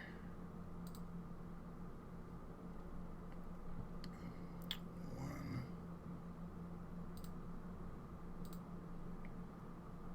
So I still have I still have almost all my lords in the deck.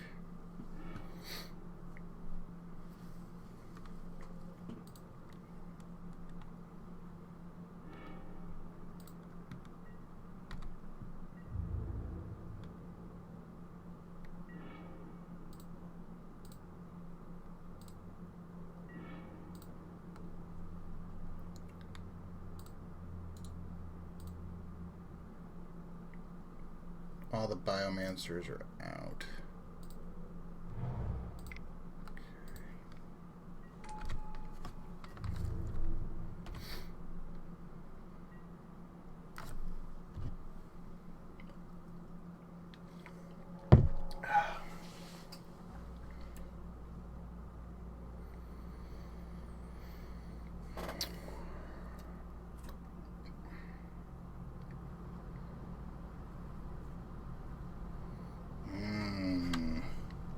Stressful.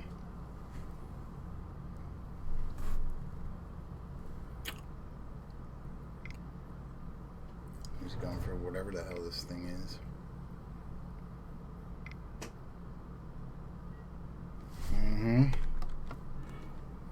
Chromatic Star. That's a redraw.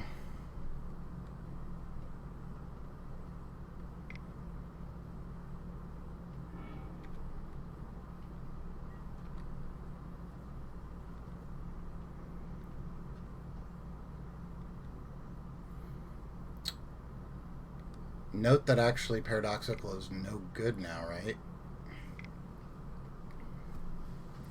Oh no, he had one floating. He had one floating. Oh shoot, okay. Now we got a big boy. But we also have a jump blocker if we need.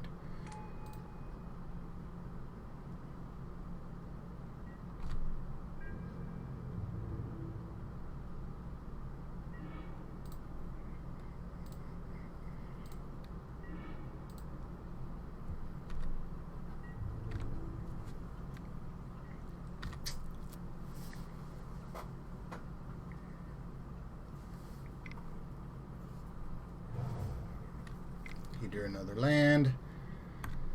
He found an Inventor's Fair. Uh-oh. Oh, actually, he can't do anything with an Inventor's Fair. It has to be a spell.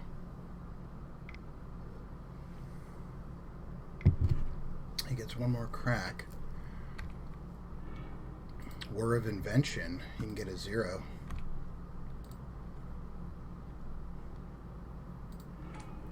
Bobble.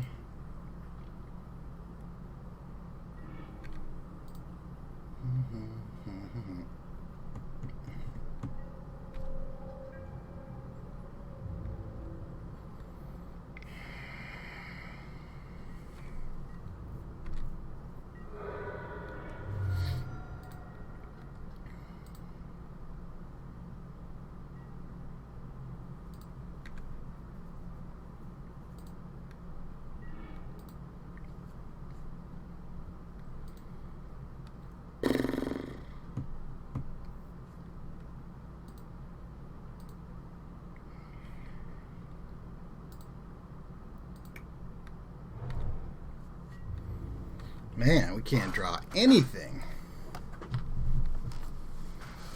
This is crazy.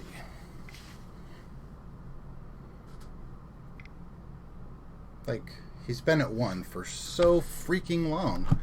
War of Invention, okay. Go get another whatever.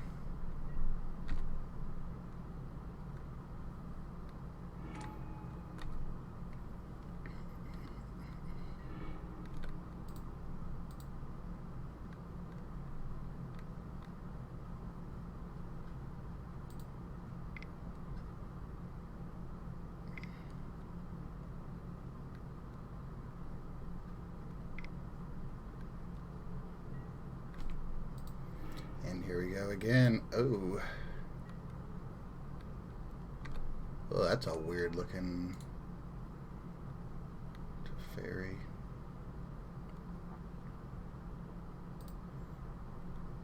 So he can, yeah. Now What does he get? One time out of here, he gets to go off with something. Dr. Foundry.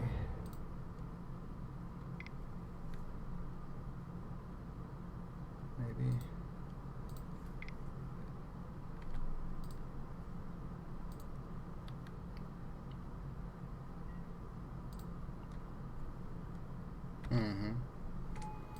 But he doesn't have the, what do you call it in there?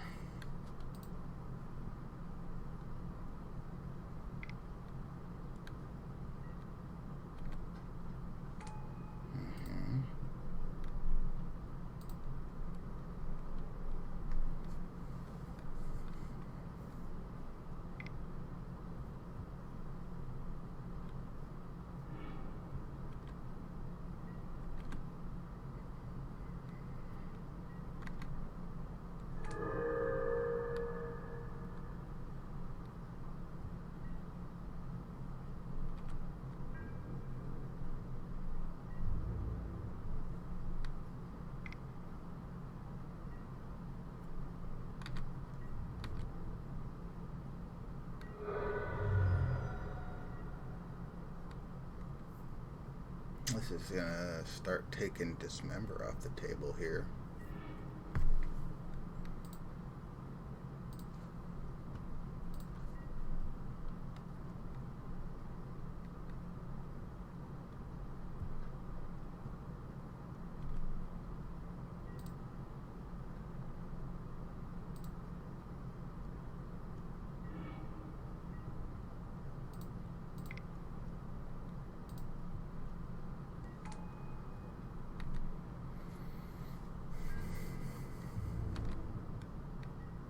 Does this mean we lose?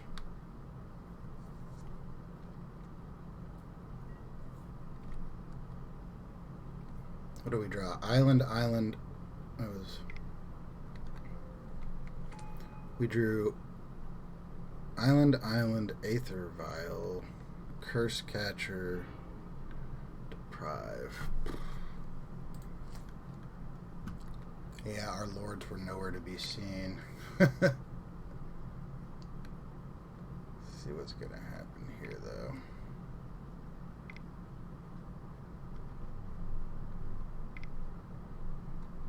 He's still trying to use this Urza thing.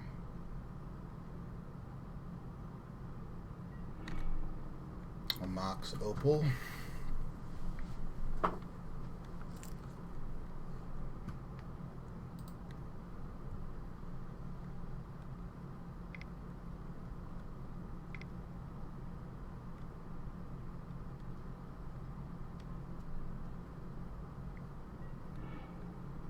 Sort of the Meek. Yeah.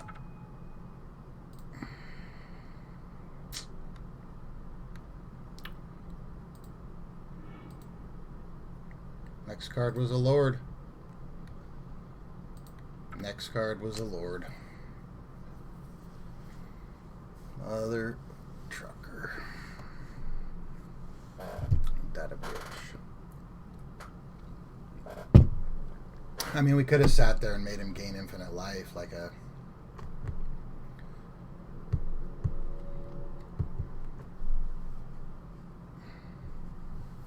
Who designed Urza, okay? Who on the motherfucking R&D team designed Urza? The least they could have fucking given us was that +5 ability said, or that 5 mana ability would say, like, reveal the top card of your library and you can play it without, you know, because then at least it could have got shut off by Cage. You don't even get that freaking luxury.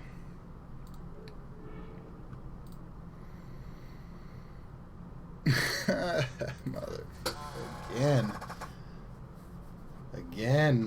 Again with these hands.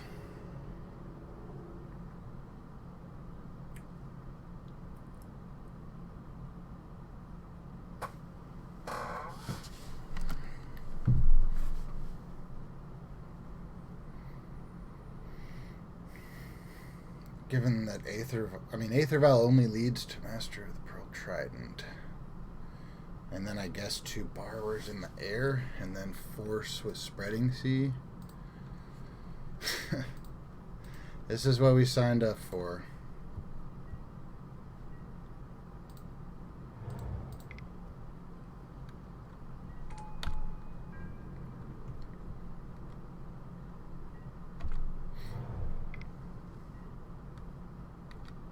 Oh God. No. Not DNT. Or whatever the hell this is.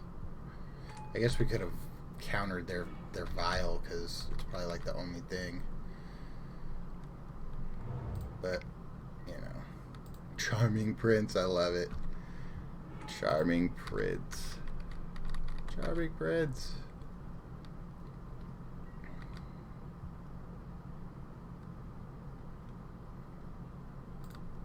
Okay, Charming Prince. This is probably pretty good in Legacy Death and Taxes.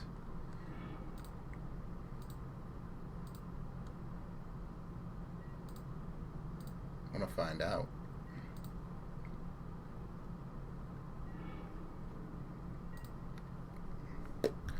Wah wah. Every freaking game with this deck today has just felt so bad. Or I should say this league. Charming Prince.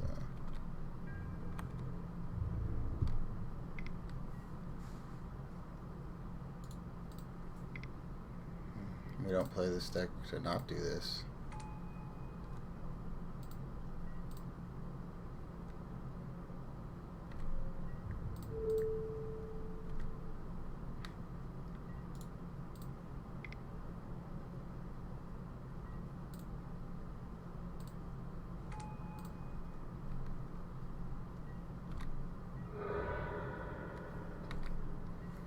Whatever. Oh, now that'll counter. Spreading seas.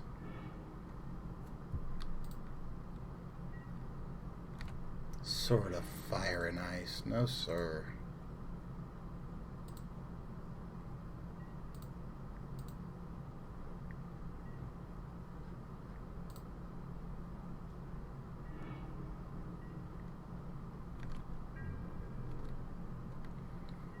Thalia, you say? No, thank you.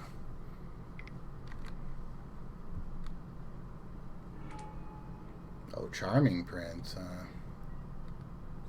Charm away.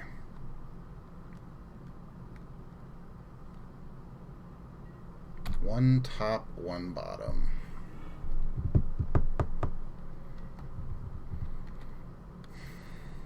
Why are they doing this? Why are they doing this to us? Yeah, okay. He's looking for something. Oh, maybe that's what he scribed at the top. That would be good. He's scared, alright. Here comes the borrower. We're gonna say, how do we do this? Always no. Yield.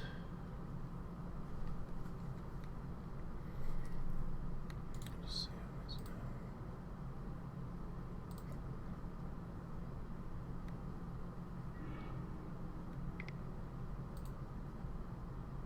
no. Ooh. Pro skill Thalia?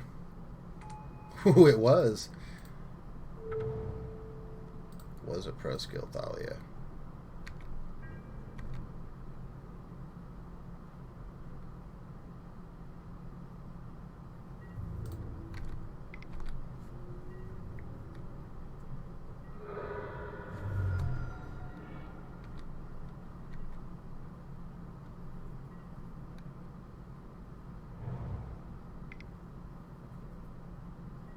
Just Ranger Captain of Eos.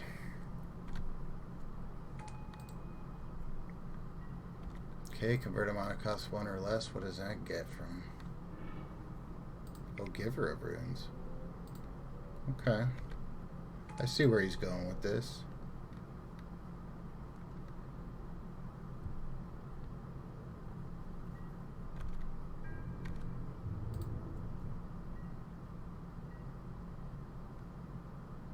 No flyers. It's no guarantee we're going to draw a land, so...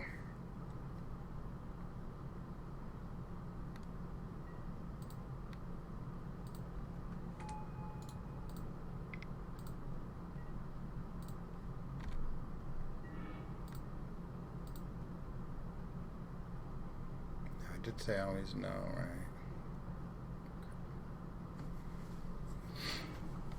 I was just thinking about you, Benthic Biomancer.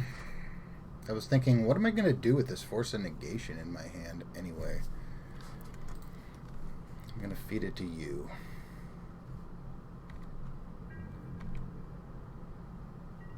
Right after I attack for 6. So we're trying to dodge Flicker Wisp.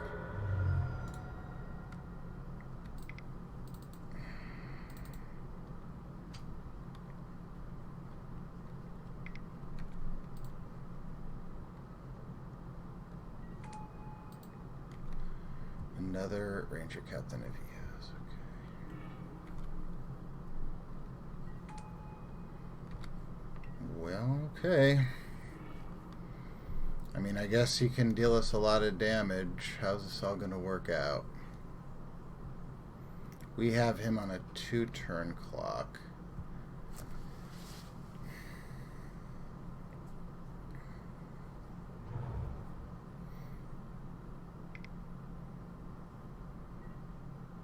Giant Killer. Tap target creature. Oh, really? Now he's on a 3-turn clock.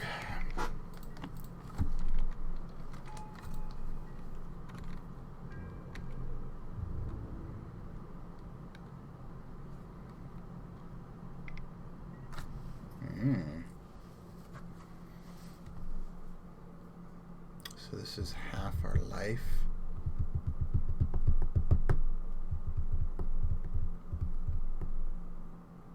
And then he'll get to tap a borrower.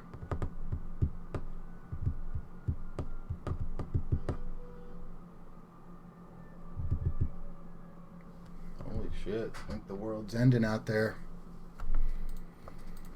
The war's here. Red Dawn.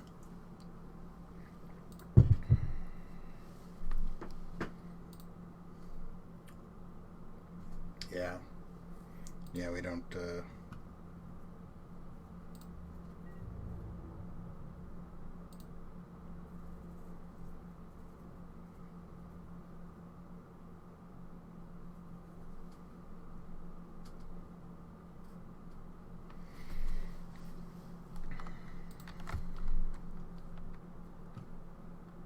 There's one of those flies. I think, what's our best bet here? Benthic Bioman, like draw a Lord, Benthic Biomancer into Rejuri.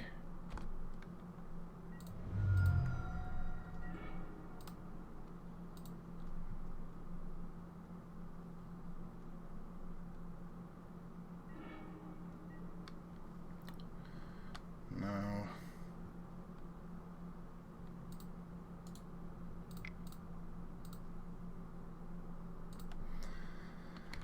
Try to get a redraw here. Okay, there's a Lord.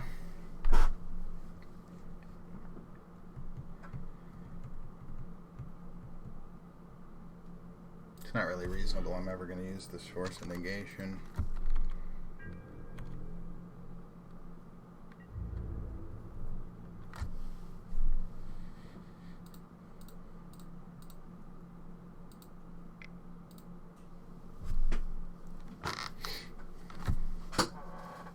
What would you like to do, friend?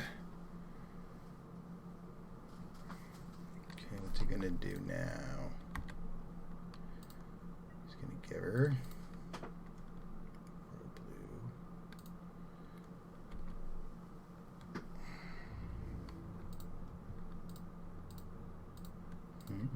Doesn't do anything. He gave up one of his givers.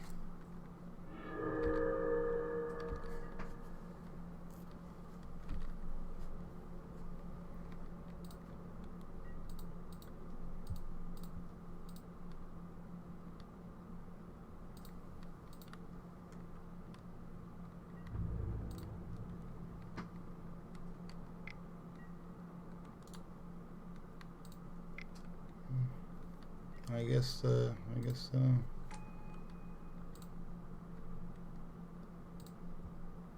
How much is he hitting us for?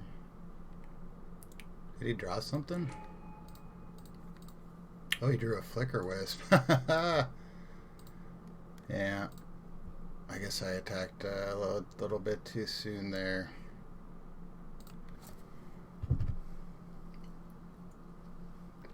Okay, what don't we want in this? Should we just... what does he have? He had that.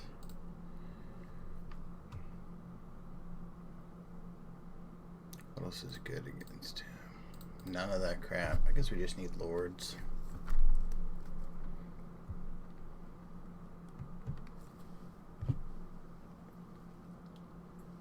Oh, man.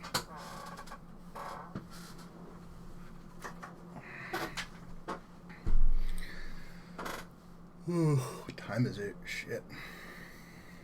Must be getting late if I'm fucking missing shit like that.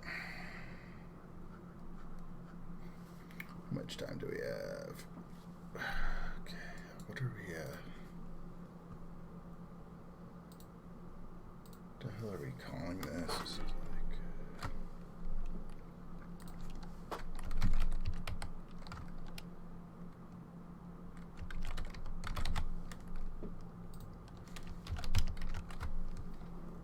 I guess this is like that white death and taxes. Like, is that what we're calling? What I should call this? White, like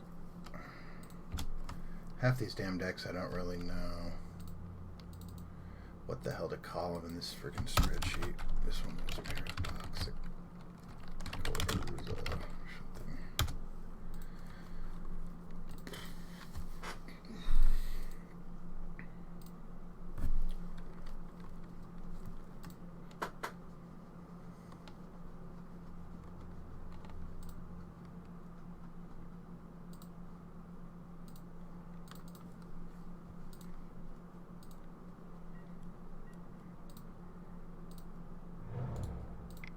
So is there some sort of like non-white taxes? Like, I guess to be taxes they gotta have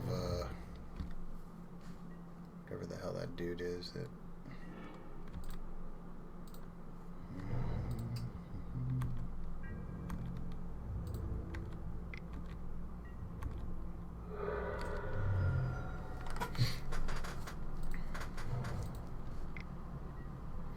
Oh, the prince.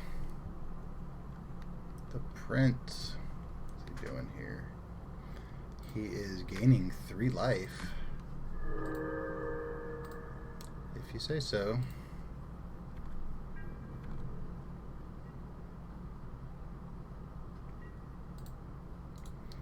Go ahead and filter a card here.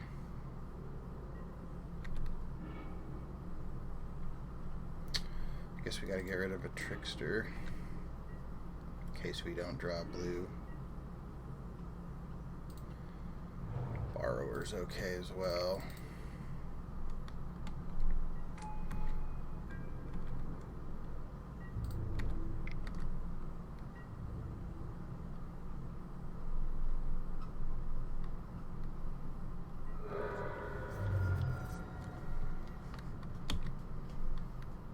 I guess my problem is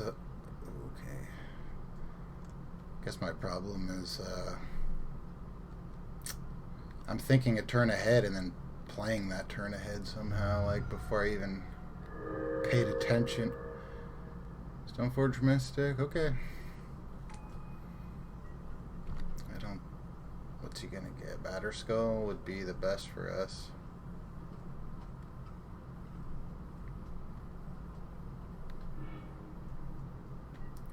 Sort of fire and ice.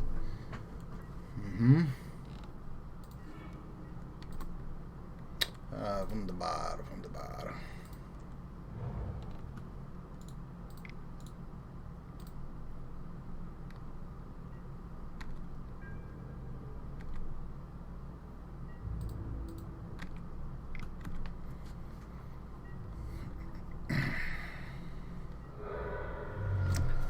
Alright, what's the most we can disrupt him?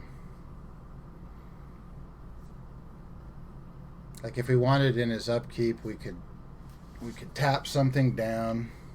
Well, no, he could still respond. Or then there'd be another trigger, so I think no.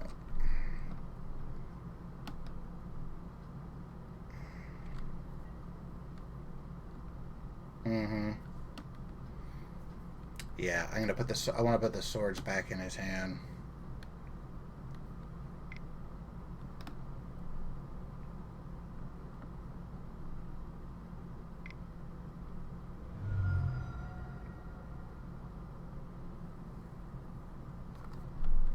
Really?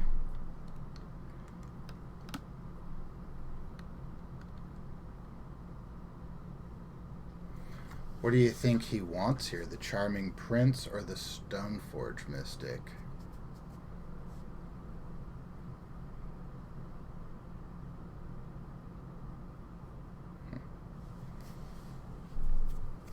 That's interesting. Well, there's nothing we really care to do. He wants the Charming Prince. Is he going to gain life here?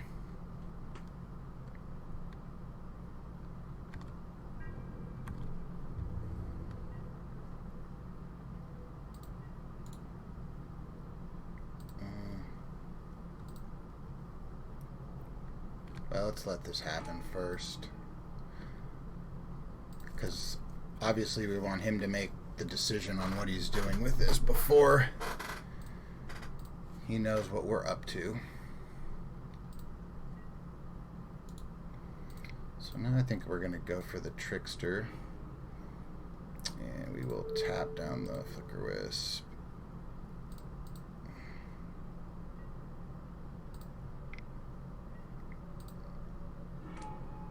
And let's hit the Charming Prince.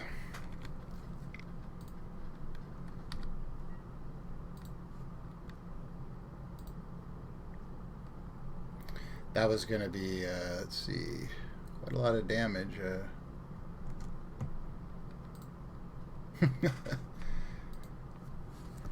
See, that time I didn't even really, I was like, oh shit, I guess we win on the next turn.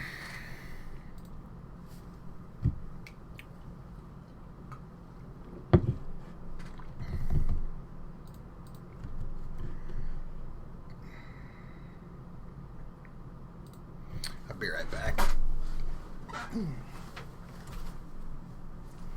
Here, you can check that hand out.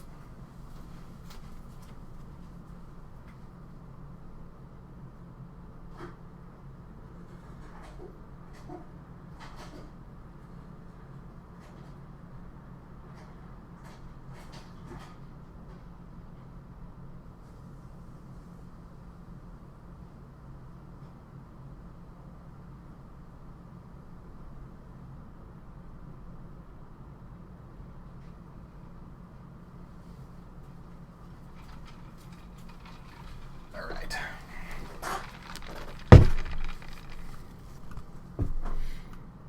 Mulligan. This is another public service announcement. Do not mulligan this hand. Oh, of course. Of course.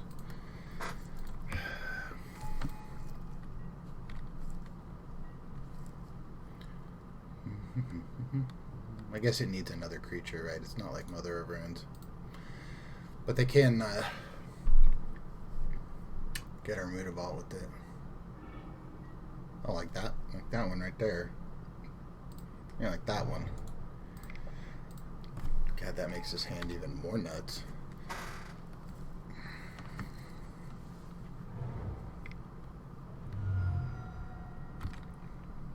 Okay. We don't really have any way to interact with them. We just have a lot of aggro.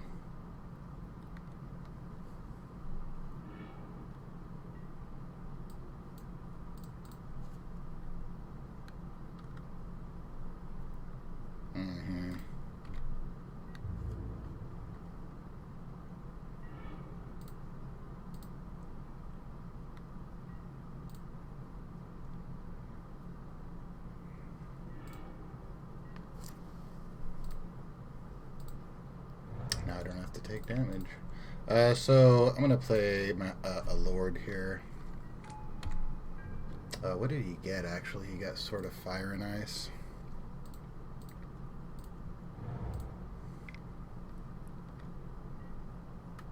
Yuck.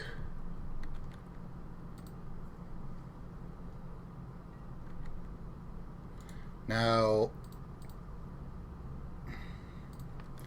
a little side note here, if I recall correctly, the way the rules work.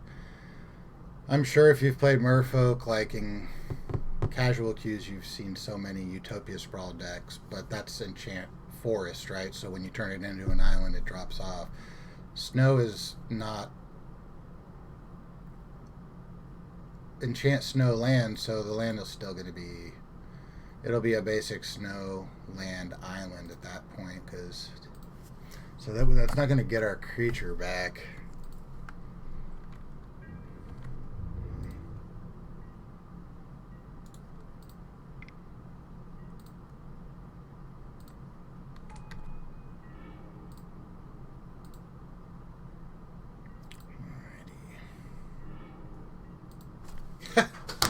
And there's the spreading seas we were just freaking talking about. We obviously can't put it on anything except for that one, which will make us look like some lames, but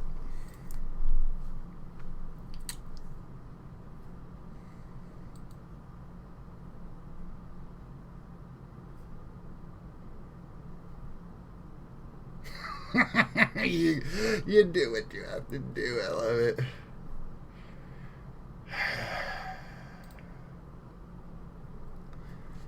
I guess it's also reasonable to, I mean, we want to get through.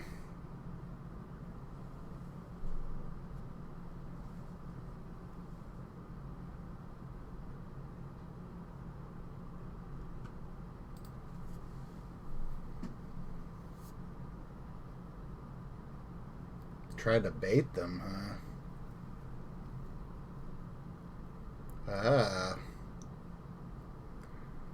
Right. You're talking about with the Sword of Fire and Ice.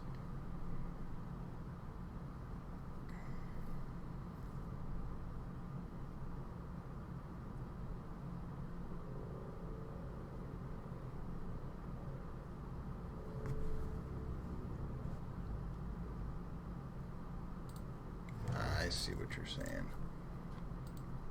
That does make a lot of sense what you're saying right there. Because they're going to have to, they're taking a lot of life off of this crap anyway, right? There's 16. Here's the thing. We don't have anything we can do to stop that.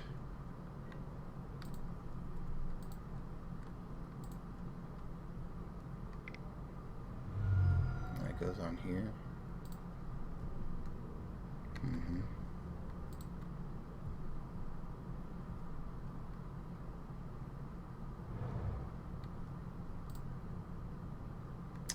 Field of Ruin.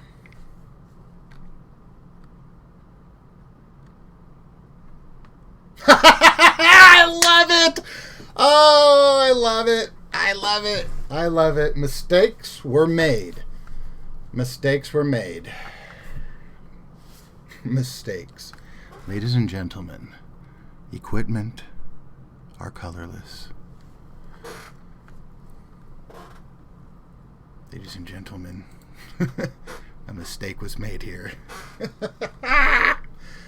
Okay, now he's like, oops.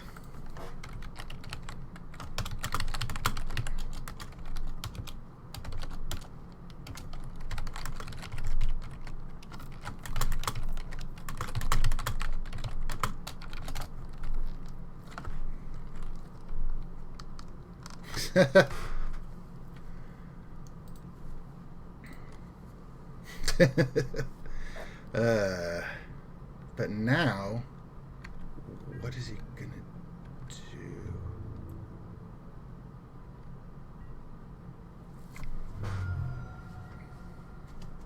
Inspector, okay.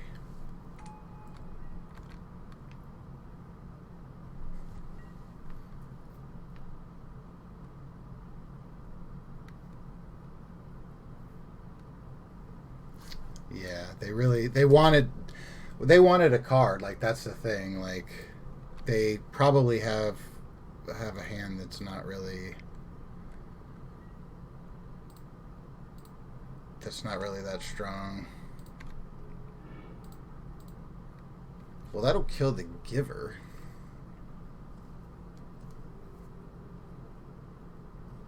We are at 20.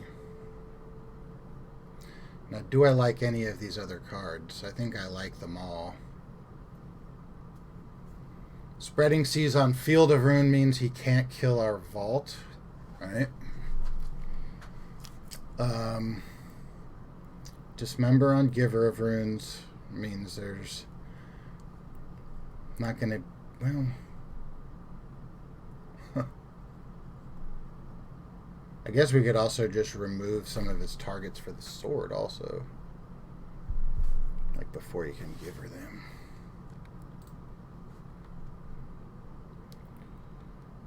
Yeah, I think I like all those cards. I could also consider returning Oboro and looting it, but I think the upside to being able to play two 2-mana spells.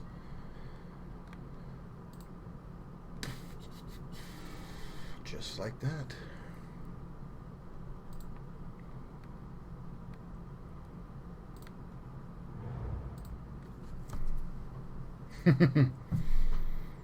Okay.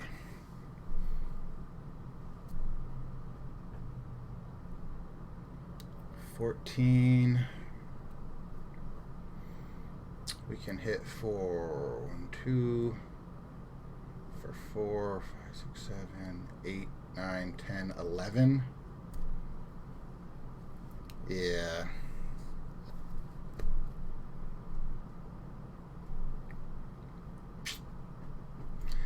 I guess he is going to get a hit in with the sword and all that. Hmm.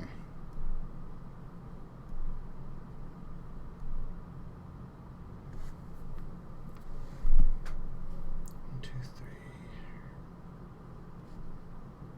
3. Okay, so I think we can do it like this. I think we just double lord him.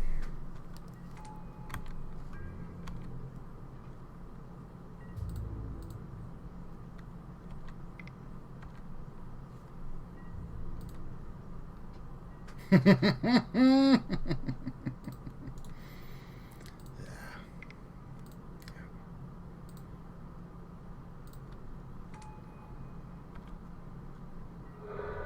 Now this becomes even better because we can just dismember right here.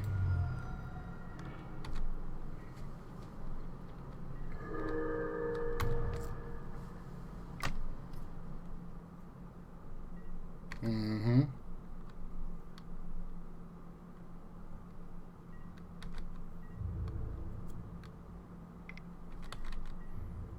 I mean, we wouldn't have been able to block with the Pro Blue on the sword.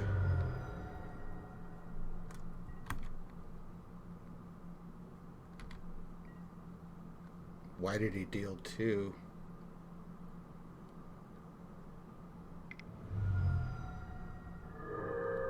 Does he have something to injure Captain of ES?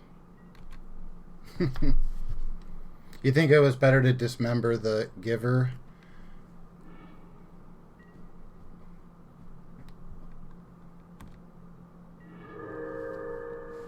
Yeah. Good games, sir. Good games. All right, well, here's our plateau. Is 3 and 2 with both of these decks, so that's probably what our skill level is at this point. Is about a 3-2 player. Yeah. Here, let's this is the... Nope, that's not it. This is what we were playing right here.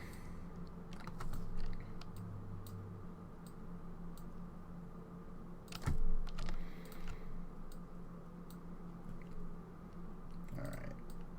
So, let's see. That was white D&T. We're going to say... here. We're going to say we punted this one. And we're going to say we had a 2-1.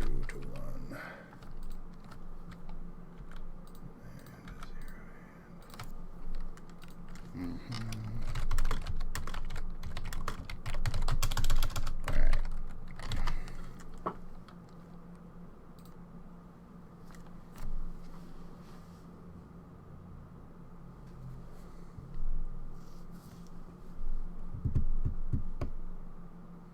Well, the vault wasn't a thing because he had the field of runes. All right, so that's another one in the books. Shit, Tux, you rode the whole stream, didn't you?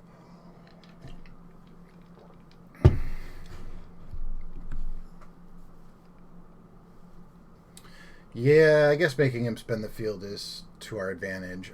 I guess the thing is, in that situation with the dismember,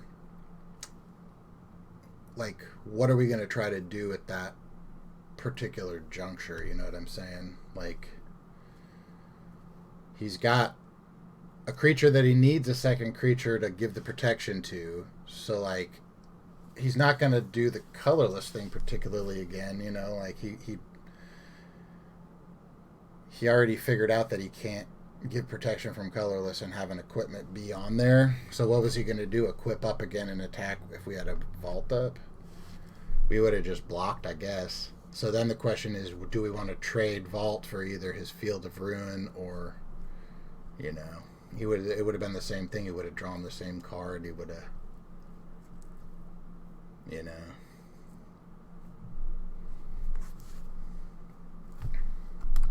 But I'm going to watch that. I'm going to get this on YouTube as quick as I can here. Man. Yes, it definitely is valuable. It definitely is valuable, Tux. I guess really it was what value did the Mother of Runes actually have? Like, it could have given pro-black to protect something against the dismember. Like, he would have loaded up the creature with the sword. We would have tried to, I guess we could have dismembered. I guess maybe the whole thing would have just still went down the way that it did, and he just would have had an untapped Mother, and we would have had dismember. So maybe it was more valuable not from a tempo perspective, but I think it's actually more valuable to just have him spinning his wheels and have us sit there with a dismember rather than make a decision right then and there that, hey, we're going to leave you with one creature, and it's going to be your crappiest creature, basically. The one you don't want to have as a creature, you know, all by itself. Because that was essentially my thought process right there, and it may not have been right. Maybe I should have just said, forget it. All right, let's see here. So we were, let's just put Psi by Paradoxical Urza. All right, so we, as foretold, was a 2-1. So what did we play that was, you know what, this does say Simic. I gotta switch this up here.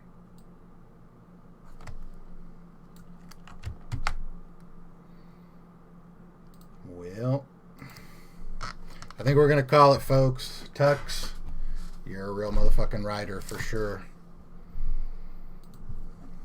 If I'm up late night, we're doing a third fucking stream and we'll get that fucking Simic one in.